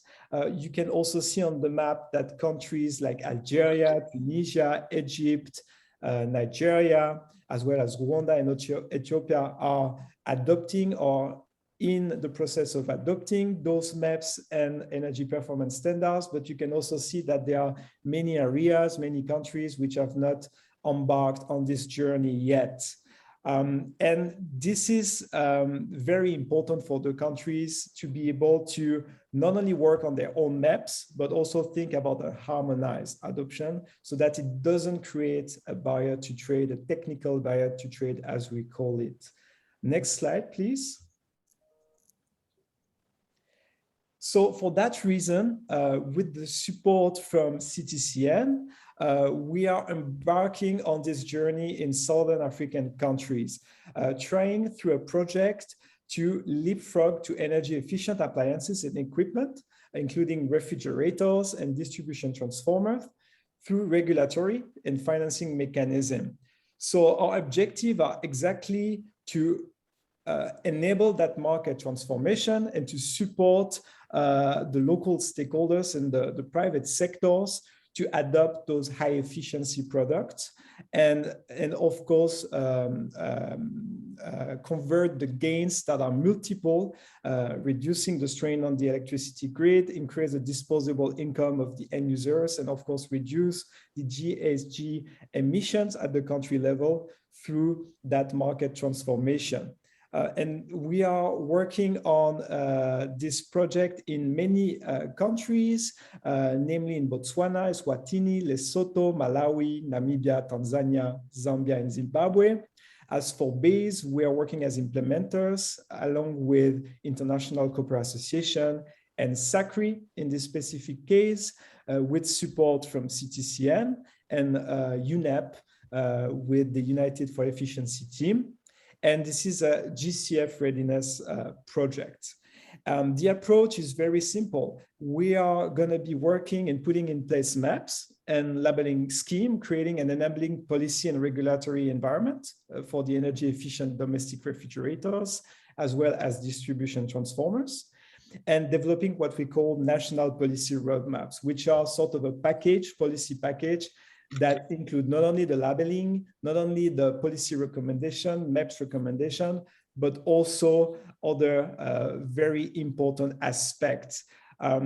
For instance, to inform the MEPS and the labeling recommendation, we have to start by conducting what we call a market analysis or market assessment. And through that market assessment, we will be able to analyze the cost and the efficiency of the average and most efficient models in the market, but also get a sense of what are the technology trends in specific economy, consumption trends as well, sales forecast, and also the best commercially available models, not only globally, but also nationally. And by doing so, we will be also able to evaluate the efficiency improvement options that are out there and that can be directly applied within the most common appliance, the most common residential refrigerator brands, and also that can be applied to the design of those equipment on the market. So the project team is intending to conduct cost effectiveness analysis based on the component cost and the efficiency improvement opportunities that we are identifying in the respective markets. And then, of course, make recommendation on efficiency levels, maps, and labeling level based on the market data, the trends, the consumer, the manufacturer, and also the utility impact analysis. So it's very important to talk to the different stakeholders in the market that are involved in that specific appliance market, and to understand what are the barriers and the opportunities, and to be able to inform the decision and the policy recommendation. And once we do that, of course, we have to make sure to involve the stakeholders in the process. So for that reason, we're also setting up what we call policy working groups in the respective countries, which include key stakeholders from the private and the public sectors, and also technical committees, so that we can really discuss in depth the technical recommendations, such as the testing standards and so on for the respective technologies. And this is done, of course, in collaboration with the government, the leading entities in the country, namely the Ministry of Energy, Ministry of Environment, and also the utilities, which are playing a key role, not only in procuring distribution transformers in our case, but also in setting up demand management programs in the countries. And then, of course, the government will review the recommendation and adapt the minimum energy performance standards, the labeling levels, and the effective dates, as you have seen in the first slide, with the dates and the schedule of the labeling scheme in the example of India. Also, the industry will review the recommendation as part of the groups, also as part of national consultation, and provide very valuable feedback to ensure the minimal market disruption, which is very important, with maximum impact, and ensure, of course, fairness for all the players. Also, as you can imagine, as we are working in 8 countries, 4 specifically for us as implementers, it's crucial to work on harmonization, on setting up the right harmonization among those countries to avoid creating what I called earlier technical barrier to trade between countries which might not adopt the same standards level. And of course, as part of the project, we're also working on other key aspects, such as financing mechanism, where BASE is really playing an important role in offering custom-made financing mechanism and strategy to also provide the right incentive to the different actors, stakeholders in the market, to promote that transformation towards energy efficient appliances and equipment. Next slide, please. And of course, finally, on that slide, you can see that those adoption of policy recommendation, including the different actions and roadmaps that are being prepared for the respective country, will result in a large expected energy efficiency benefit from the adoption of those high efficiency products. So here I'm showing you the example of residential refrigerators. The analysis that is being used here is from UNEP, United for Efficiency, country saving assessment models, where they basically estimate the impacts of the implementing policies that improve the energy efficiency of the new domestic refrigerators. And you can see that the saving potential are extremely significant and large. This is based on a minimum ambition scenario where we consider the efficiency level at around 212 kilowatt hour per year, up to 247 kilowatt hour per year as the minimum energy performance standards. And for those countries, namely Malawi, Namibia, Zambia, and Zimbabwe, who were to adopt those minimum energy performance standards, we would expect very significant energy savings at the country level, but also electricity bill savings for the end users, in our case, the households, and of course, CO2 emission reduction at the country level. So a very powerful tool to enable the market transformation towards energy efficient appliances and climate friendly appliances, and also with very strong and significant impact on the key stakeholders that are part of the market. So thank you very much for your attention, and I look forward to your questions. Thank you. Thank you, Erlin. Rajiv, I see your hand up. Do you want to say something? Okay. No, it was a legacy, means okay. please ignore Thank it. you. Thank you so much. Thank you, Erlin, for that very insightful presentation about maps.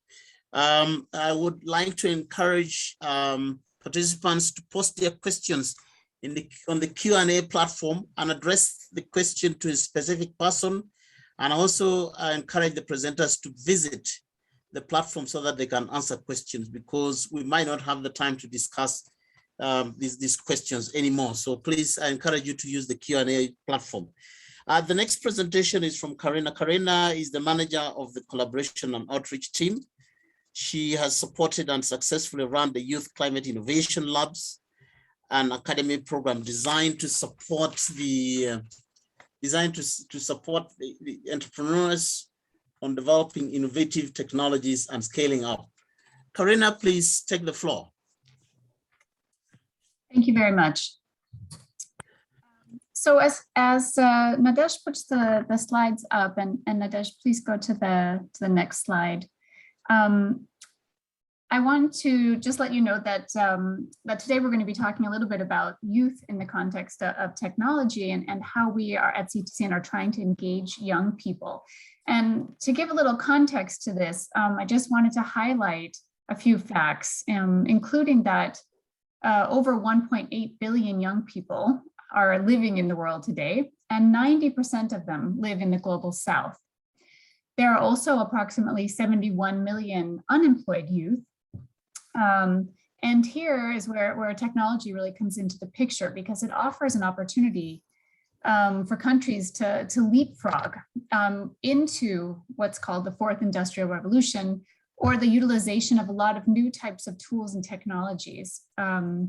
But that also requires new skills to build workforces that are capable of utilizing, installing and maintaining such technologies. And it seems that young people are really more prepared for the rapid technological advances that are changing the way that we work and live, from a lot of studies that we've seen. And in talking with them and in surveys that we've done, it seems that the most important factor for youth employment for young people, or according to young people, is that they have a strong startup ecosystem. At the same time, youth stand to be the most affected by climate change, and those who will be responsible for continuing to work on climate change issues. And so looking at climate change technologies, we really can address two major challenges and opportunities. One is how to limit climate change, and also how to utilize technologies going forward for young people. Next slide. And so for the CTCN, we've really been trying to engage young people over the past years to both involve them in climate change action, but also to provide them with the types of skills and tools that they need so that they can innovate and participate in new types of technology jobs going forward. And so last year, we introduced a pilot called the Youth Climate Innovation Labs.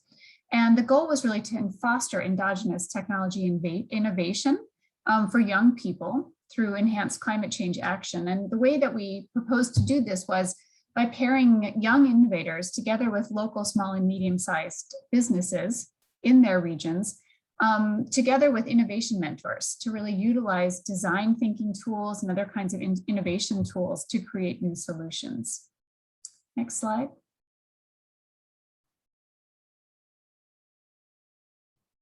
And so in Africa, on this first attempt and under COVID situations, we received over 550 applications.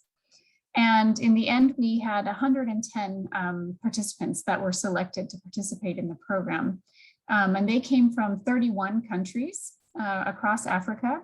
And we also had participants, including some of the trainers and mentors coming from other countries as well. There were 24 mentors overall who worked very closely with the participants. And this was all done online. So this was a kind of a new process for us.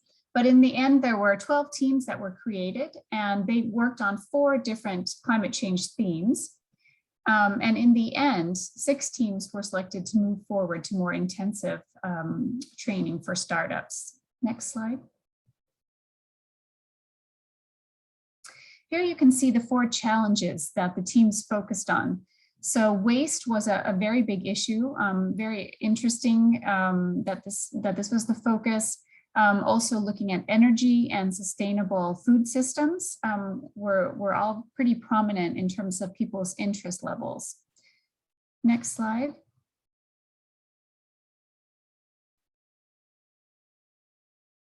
So at the end of an intensive training program, where the young people worked together with small businesses and really learned some of the introductory kinds of innovation skills and tools, they were then able to present ideas that they had developed over the course of a couple of days. And we had a global panel that reviewed each of the presentations of the various solutions and innovations that were presented. And they really looked at, what is the problem being addressed? Is there a market need for this kind of thing? And also looking at what is the business model that's been developed, and has it been presented to potential customers, or is it at least validated that there are customers for this type of service or product? Next slide. And so among the 6 startups that were selected, they then participated in a 2-month Innovation Academy. And this really involved group workshops on a weekly basis. In addition, they had one-to-one mentoring with a dedicated coach for each of the groups.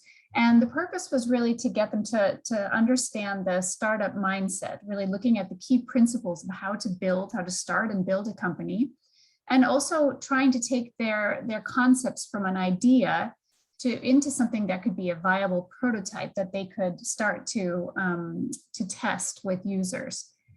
And at the end of this, they were able to pitch their product to a global platform of audience members, including investors. And I wish we had time today to share with you all of the ideas, but I thought we could share at least a few. So next slide, please. So one of the examples I wanted to share with you was called Community Smart Microgrids. And this solution focused on a distributed microgrid system that would enable peer-to-peer energy sharing and trading. And so, so people in various communities could buy or sell electricity to their neighbors. And they have already gone into a partnership with an organization called Women Feed Africa in Uganda. And have really tested and tried to validate the product or the service. And so they're really starting to move forward on this work. And next slide. The second example is called Namanzi, and this focuses on food security. And they looked a lot at hydroponic systems for agriculture, and especially for more marginalized and rural communities where they might not otherwise be able to access the funds to build and maintain such a system. But here the innovation really had to do with how they would finance such a system. And so they developed a crowdfunding platform that allows people to go in and invest in these hydroponic systems being built. And right now they're implementing their first pilot in South Africa. And this will be a 240-meter square hydroponic farm, which will be able to feed the community year-round. And importantly, all the materials and labor are sourced locally. And they really work to transfer all of the skills and the management to the community themselves so that they can continue to do the work and reap the benefits at the ground level. Next slide. I would encourage you to go online. I have the web address linked here to read more about the other solutions in Africa. We also did conduct these climate innovation labs in Asia and are currently working on an innovation academy in Latin America. So we'll be adding new solutions as we go along. We saw that clearly there was a lot more demand than we were able to provide places for this round. So we really want to look into how we can continue to provide this service and also to potentially in the future tie it to access to financing for those who make it through the whole system. So we would definitely encourage you to read about these solutions and support them if you can. And of course, I'm happy to answer any questions that you might have or any suggestions that you would like to share with us today. Thank you. Thank you so much, Karina. So sadly, we can't take more of that because of time constraint, but I hope there will be an opportunity because this is very, very important in the area of innovation. So let's move on now to the third thematic area, which is support. And we're going to listen to a presentation on financing for transformative technologies. And this ties in well with the COP decision, which has a strong emphasis on the linkage between technologies and financing mechanism. So Joseph Instifil from GCF is here to give us an address on the questions of transformative technologies. Joseph, please take the floor.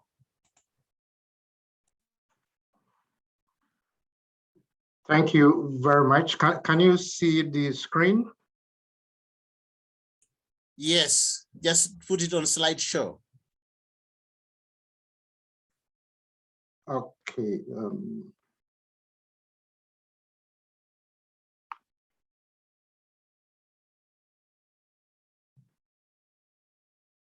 Great. We're good to go. Okay. So thank you very much. I send you warm greetings from the Green Climate Fund. My name is Joseph Insiful. Joseph, unfortunately, is still on not yet on slideshow. Can you go back again? Try to put it on slideshow because no, it's not. You're probably using two screens, so you probably have to in the display settings change the screens. Okay, thank you.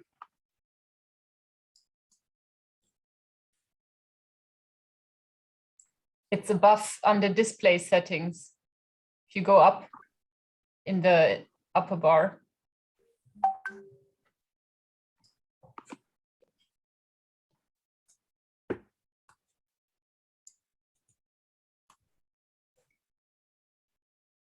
Up on the right to where you just clicked above, it says display settings. Display setting. Further to the left. Go up, go with the second one. Go to the left of the screen. To the right. Yes. Then move to the right now. That next one. Move to the right. No. Continue to the right. Right. Display screen. Display settings. The next one. Oh, you passed it.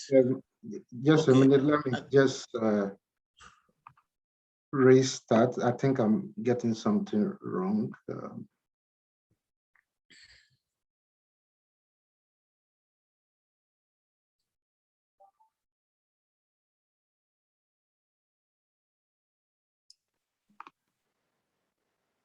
Joseph, if you prefer, I can share your presentation. Yeah, I think you might need to do that, Karina. Okay, just a moment to see if this one works.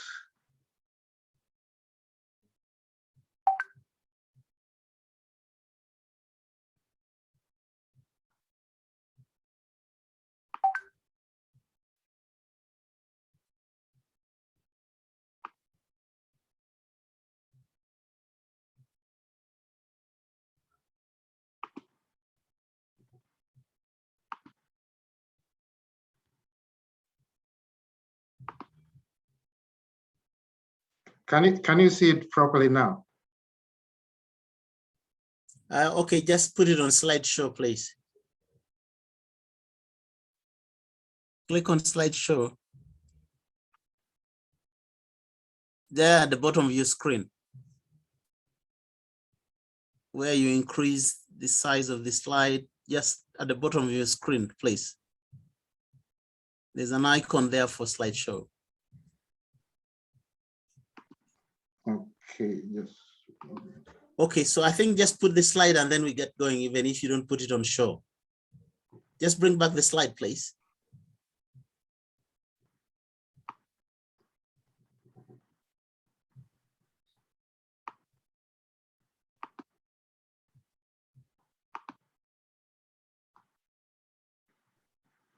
Okay, I think let's just make do with that.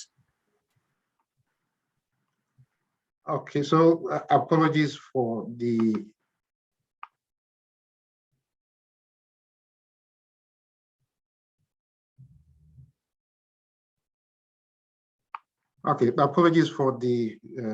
technical hitch, but thanks a lot. My name is Joseph Interfu, Senior Climate Information and Early Warning Systems Specialist of the Green Climate Fund.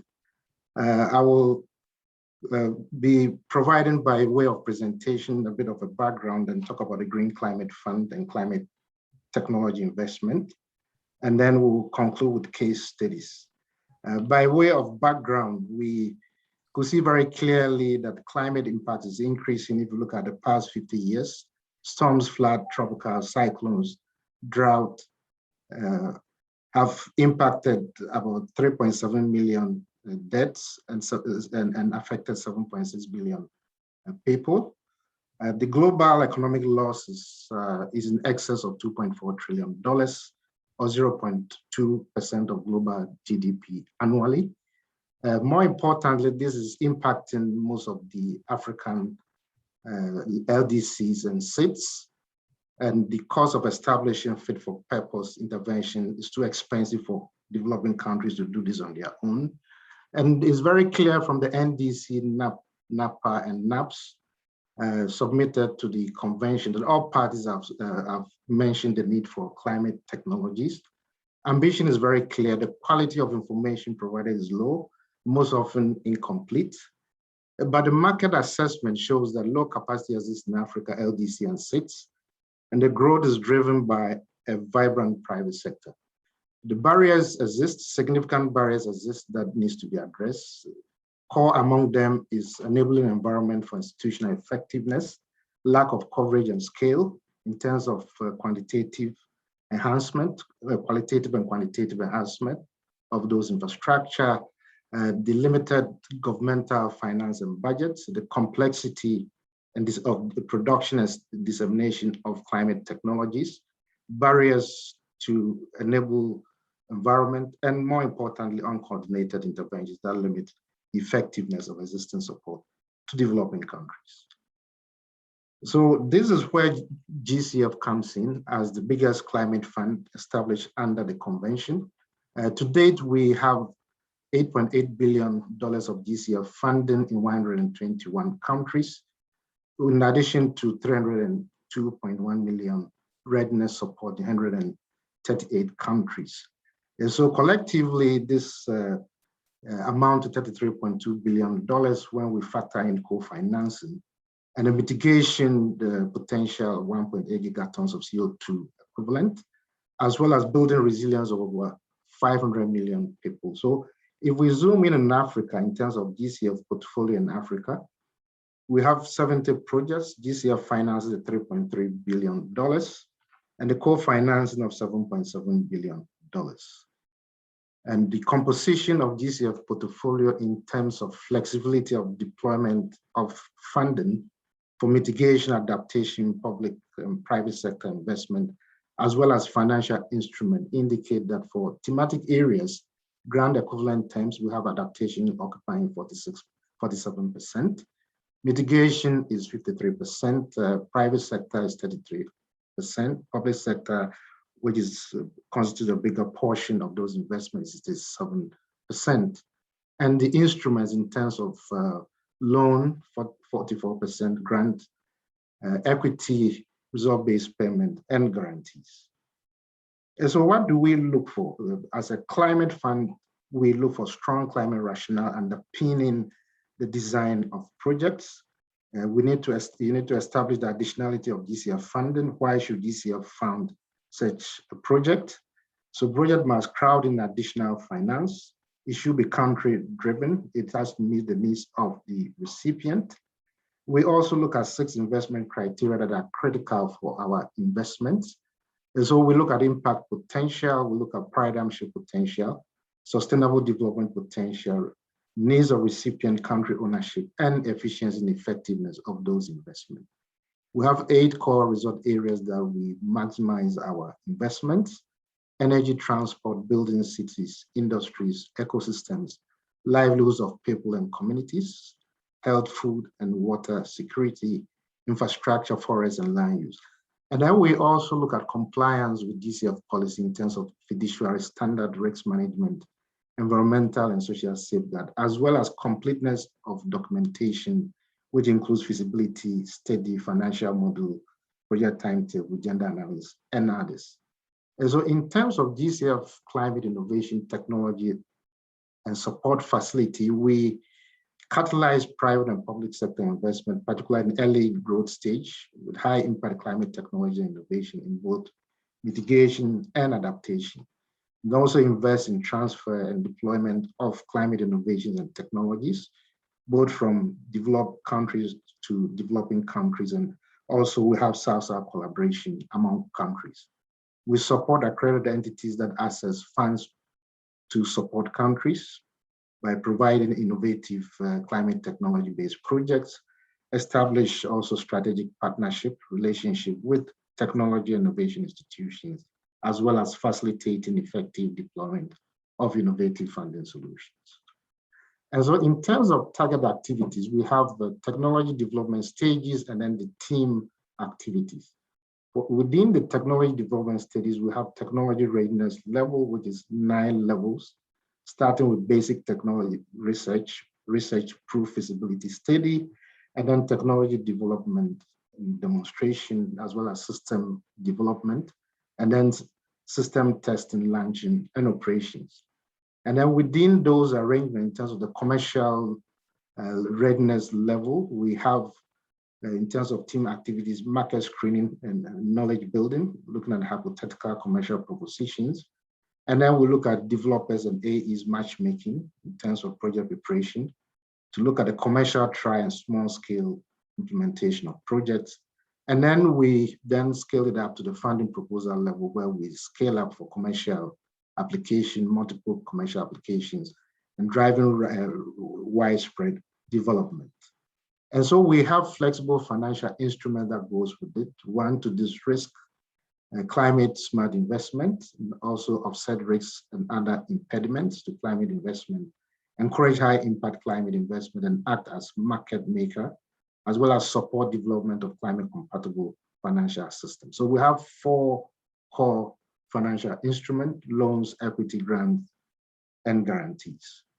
And so the architecture in terms of the project structure is as shown on the slide. We have GCF working with accredited entity, bundling together funding, and then leveraging that of co-investor to establish the company, where the project activities are developed by leveraging technology providers and contractors to implement the projects.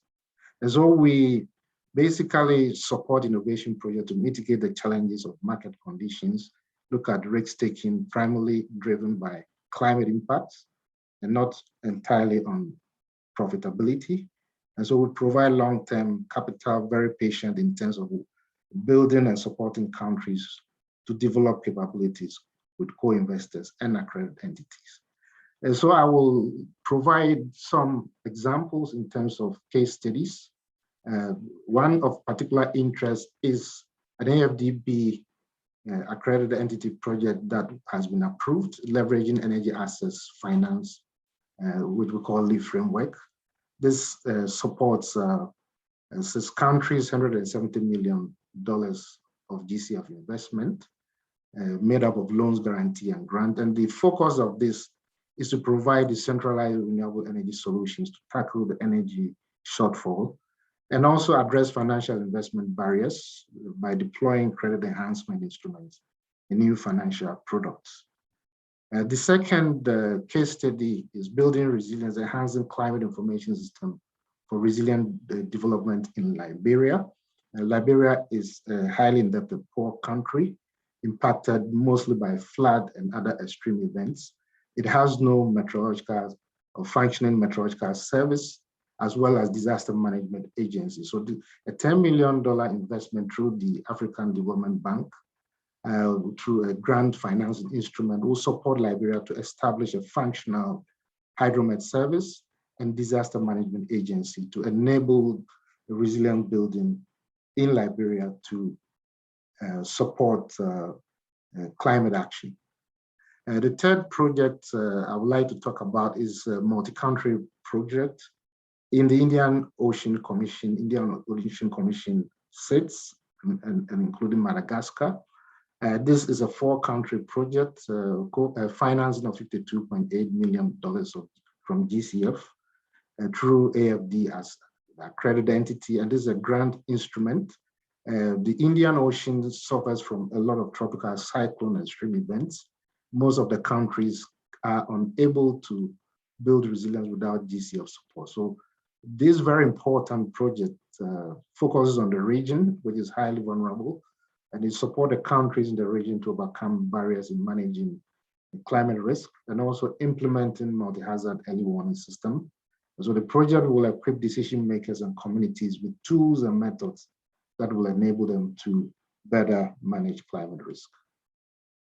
And the last case study is one of the Great Green Wall Initiative through IFAD, focusing on the Sahel. This covers 7 countries with GCF investment of $83 million. Financial instrument is grant approved in 2021. So this will build a capacity mostly for over 70% of the population within the region that depend on rain-fed agriculture for their livelihood. So this will build resilience through introduction of climate resilient interventions for smallholder farmers in rural communities, insurance both with ACK providing a continental insurance backed by local insurance at the community level. And we believe that this project will really build resilience of the most vulnerable communities against climate variability and change. And a lot of climate technologies have been designed to support the implementation and scaling up of these technologies to build a more resilient Africa. I would like to conclude and thank you for your attention. We work with a number of accredited entities. We have over 100 partners that we work with. These are mostly, the ones on the screen are mostly private sector accredited entities, but we have also public sector entities like the UN direct access entities from the countries that we support to enable this to happen. So thank you very much for your attention. Thank you, Nsifo. I'm sure the participants are very keen knowing how they can access the GCF, and these highlights, I think, give some inkling to that. Moving on, I think we now have only one presentation, and thank you for bearing with me. And it is in the area of recovery. Every recovery is on our lives, post-COVID recovery is on our lives in every sector. And so we're going to have the next presentation, which is on ensuring a climate resilient recovery after COVID-19. And we know that COVID-19 has brought disruptive impact on our day-to-day operations in every aspect of life. It has also highlighted the need for sustained efforts on local development of markets and emerging technologies. In support of COVID-19 recovery efforts, the CTCN developed a practical guidebook on the kind of support that CTCN can provide. It is in a difficult time like this one, that the issue is how to build back better. So we're going to have the next presentation, and it is going to be by Matthew Kennedy from Renewable. Matthew, you have the floor, sir. Thank you very much. I hope you can hear me okay and see the screens. You're loud and clear. Great. Firstly, it's my pleasure to be speaking today at the Africa Climate Week. And a little background in terms of the RINGO, so it's the research and independent NGO representation of the advisory board of the Climate Technology Center and Network. So let me frame the discussion a little to talk about the topic is ensuring a climate resilient recovery after COVID. So the focus is on highlighting the importance of how economies and societies, how they can be capable of withstanding any future crisis or disasters and potential threats. Of course, we know that we are still in the midst of this COVID-19 crisis, and we also are very much aware that our energy systems and our health and economic systems are going through an element of transformation resulting from this pandemic. What we're trying to do is to respond in both a financial and a health crisis, but also consider the link to biodiversity destruction and climate change that is resulting. So we're in a position right now, 5 years after the Paris Agreement was adopted, that now we're in the process of updating our NDCs. So this concept of build back better, this concept of when a country looks at their national determined contributions, what elements can they learn from what has happened as a result of COVID, and how can they build more resilience in terms of their economies? A further point of why the CTCN itself wanted to provide this, it's a guidebook in many ways to help countries in terms of building more resilience within their economies. So the idea for this came from the CTCN in terms of how they can respond to country-driven requests and how they can operationalize their plans and how they can build on the existing work that we've heard about all this morning, especially from Rajiv, and talking about the existing technical assistance processes. So in many ways, the Climate Technology Centre Network is in a unique space because it has some practical experience of the how. So we know we're engaging with countries, with the governments, with businesses in terms of implementing assistance and activities. And there are a number of different policy guidance that is available internationally. But in many ways, this is more a high-level theoretical, while what we were trying to do with this guidebook is to present a more practical approach to build on the Sustainable Development Goals of collaboration and partnership, and identify how the CTCN can serve as a vehicle with engaging with NDEs and the NDAs in terms of the various countries and partners in terms of building on their expertise in climate technologies. So the final context point before I go into the guidebook is to talk about what shocks COVID has provided. So it's exposed some weak points within our systems. So it's highlighted things like inequality and fragility. It's also highlighted the importance, as we appreciate a little more the value of our outside, the value of our nature-based solutions.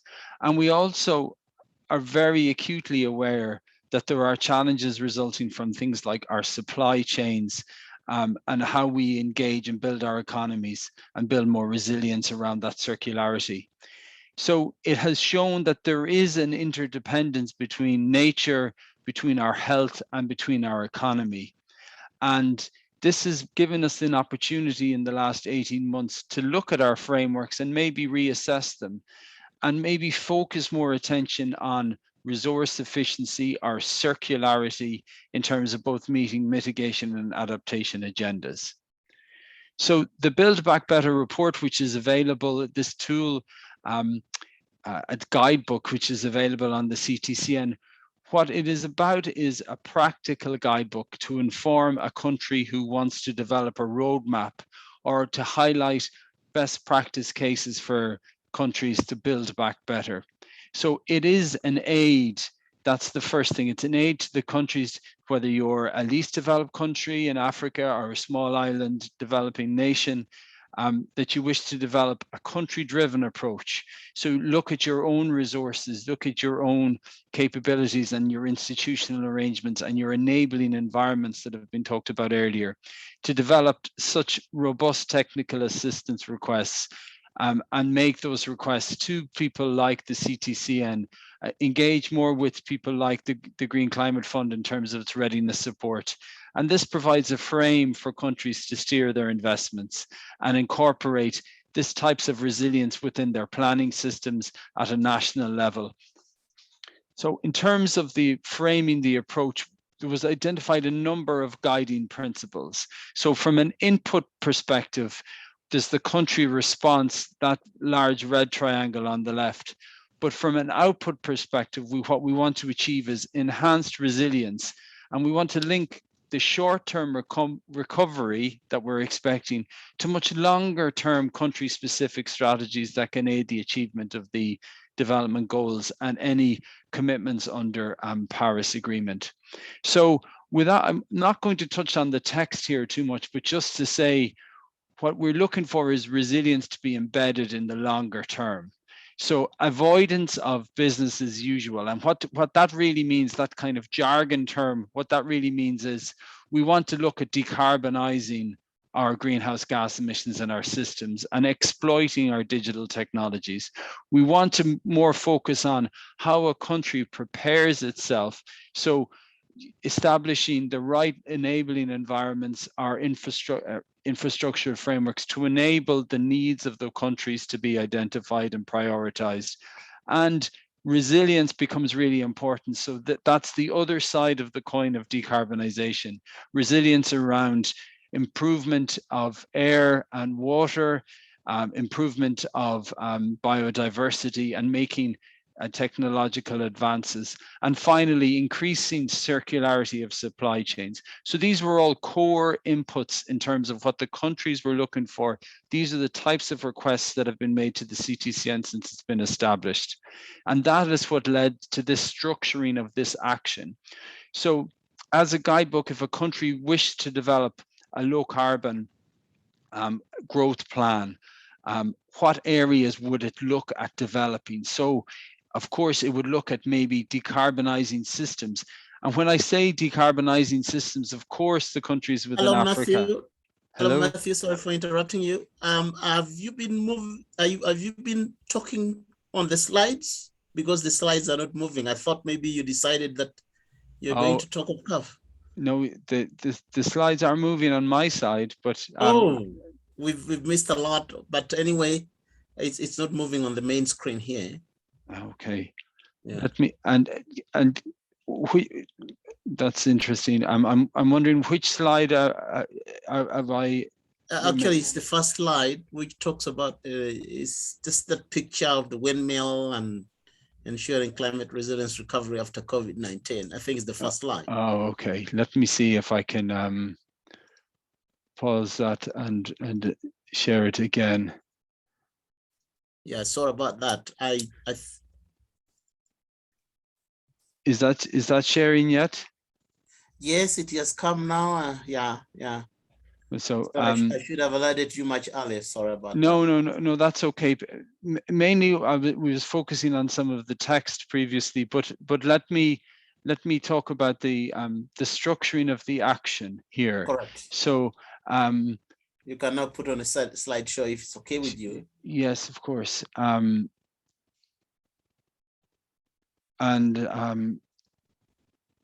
Hopefully that will work also. And can you see this, what I would refer to as the green snake? Yeah, it's not come to the slideshow. Maybe you need use the upper panel. All right.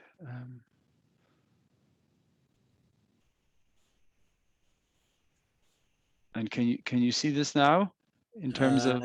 Yes, just put it on slideshow. Yeah, it doesn't seem to be.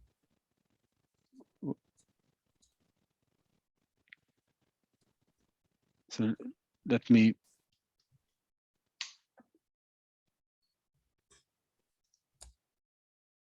Can you see that now? Yes, thank you. Okay, perfect. So let me go back one step. In terms of structuring action, what my focus is on, from one side, decarbonizing, and of course, countries within Africa are already on this journey of decarbonization. But then the additional components in terms of structuring action, achieving more circularity in terms of supply chains, achieving more nature-based solutions, and improving of business models and restructuring of business models. So when I was engaging with the CTCN, within the countries of the CTCN, the main focus was on these 4 actions in terms of what countries are looking to build back better on and provide technical assistance requests to. So when I also working with the CTCN, we came together with a methodology. So clearly the principles on the bottom are talking about how to build back better or how to link recovery to long-term emissions goals and how to avoid this business as usual approach. So what we tried to do then is to assess the impact that has been made on developing countries and understand their vulnerabilities, or frame an approach to building back better around structures and systems and processes, and aid ultimately the transition in terms of policy commitments and decarbonization and more enhancement of well-being. And then finally, to support the countries to maintain the changes over the longer term. So that is the process of this green snake, is about moving from assessing the impact to framing a better approach, to having more transition, and then finally to sustaining the outcomes.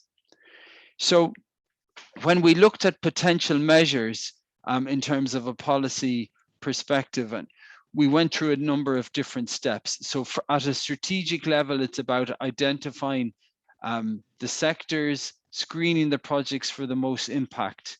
We looked at the commitments that a country would make to in terms of shaping a project. And that could be the commitments that a government would make around low carbon growth, or around the aspects within its NDCs, or what type of sustainable development outcomes it wishes to achieve. Then there is a piece about integration to ensure that the investments that are being made around transportation, or around consumption, or around renewable energy are all, these are the types of measures to increase the resilience. And then we come to the institutions themselves.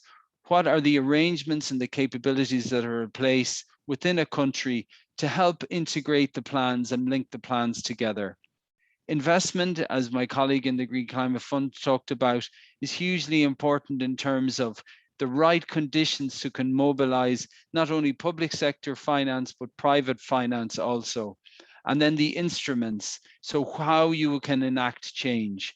So that's whether that's policy or regulatory instruments, or standards around new building environments, or whether you're trying to incentivize particular technologies. And then finally, it's about building scale and successfully demonstrating projects and project pipelines. So what we tried to do finally then is transition. So identify a number of different enablers to this action. So this could be from a leadership perspective in terms of national policy. It can be from a framework perspective in terms of what type of regulation is required, or how you can support markets. Again, coming to national systems of innovation and what countries need to consider to mobilize private capital, mobilize new instruments from a financial perspective. And then the organization itself, how you would develop more stronger institutional frameworks that can actually be able to respond. And then the final dimension here is around business models that help and strengthen your supply chain and your circularity. So this is my final slide, which goes, this is the guide and the executive summary really about how a country could consider in terms of a roadmap, what the country needs to do in 5 key steps, from identifying priorities to engaging with stakeholders within their countries, to looking at their leadership, aligning with the evidence that's coming internationally, and then what types of systems need to be in place to deliver things like decarbonization, our circularity, our enhanced nature. And then ultimately the next step is about developing a work plan that can be measured and validated, and that prioritizes things like how you would deploy low emission development strategies, or how you would use different types of criteria in measuring success. So I will pause here. I'm certainly happy to take to answer any questions you may have. Thank you very much, Matthew, for that exposé of this, the guidebook, the practical guidebook. I wonder where they are available or they can be accessed. I think that'd be of interest to members. I think I really want to end it there, and thank you so much for that presentation. I also want to thank all the presenters and also the participants and those who have asked questions. I think in the interest of time, we're not going to go into further discussion. I do believe and hope that questions kept coming on the platform, because we got to go now into the next session. But before we do that, I want to believe that our vice chair for the CTCN advisory board is still with us. Engineer Omedi, are you still there, sir? Yes, I can see you. Yes. I think I would like to call upon you now to give us some closing remarks. You stimulated us a lot with your opening remarks. Now you can come back and close this very forum, which I believe has been extremely fruitful. Thank you very much. You have the floor. Thank you very much, Maxwell.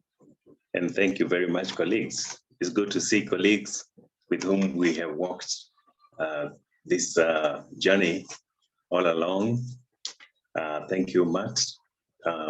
Being the last presenter there, I was very happy to see you, and we've been with you for a long time. I know the capability of our colleagues, both in the network, in the advisory board, within the NDEs, and the technology fraternity as a whole. We have a lot of hope together as we work together to see the transformation that we're looking for and to be part of it, and for the purpose of saving the planet as well. So since there is little time, there is not much that I can say. All that has been put on the table should now be digested, and action should come out of it. We appreciate very much your participation. We all remember that technology is not a single silver bullet that will make all the changes that we're looking for, but it must be deployed accordingly and to be enabled as well, to be able to be part of, or to enable the action that we are looking for. So it's now time for action. All countries would like to do something on the ground. Let us be ready for them. Let us also accept more and more requests from developing countries.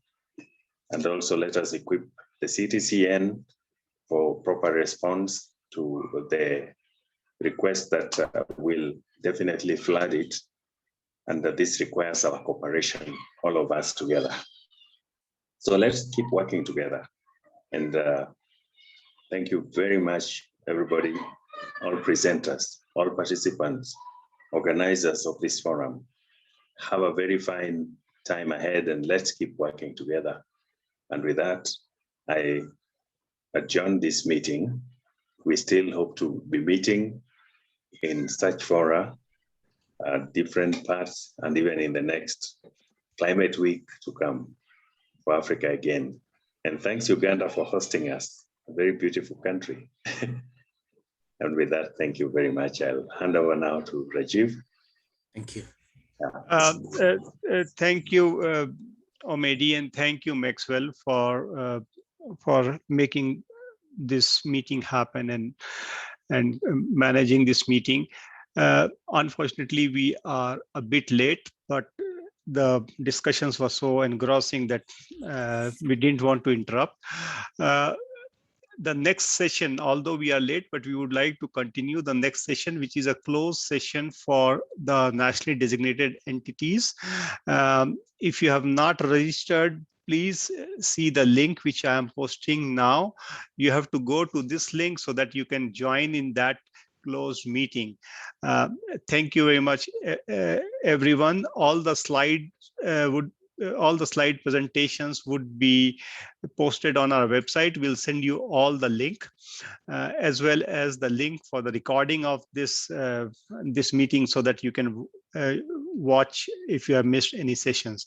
Thank you very much. See you in the closed meeting of the NDEs. Thank you again. Thank you.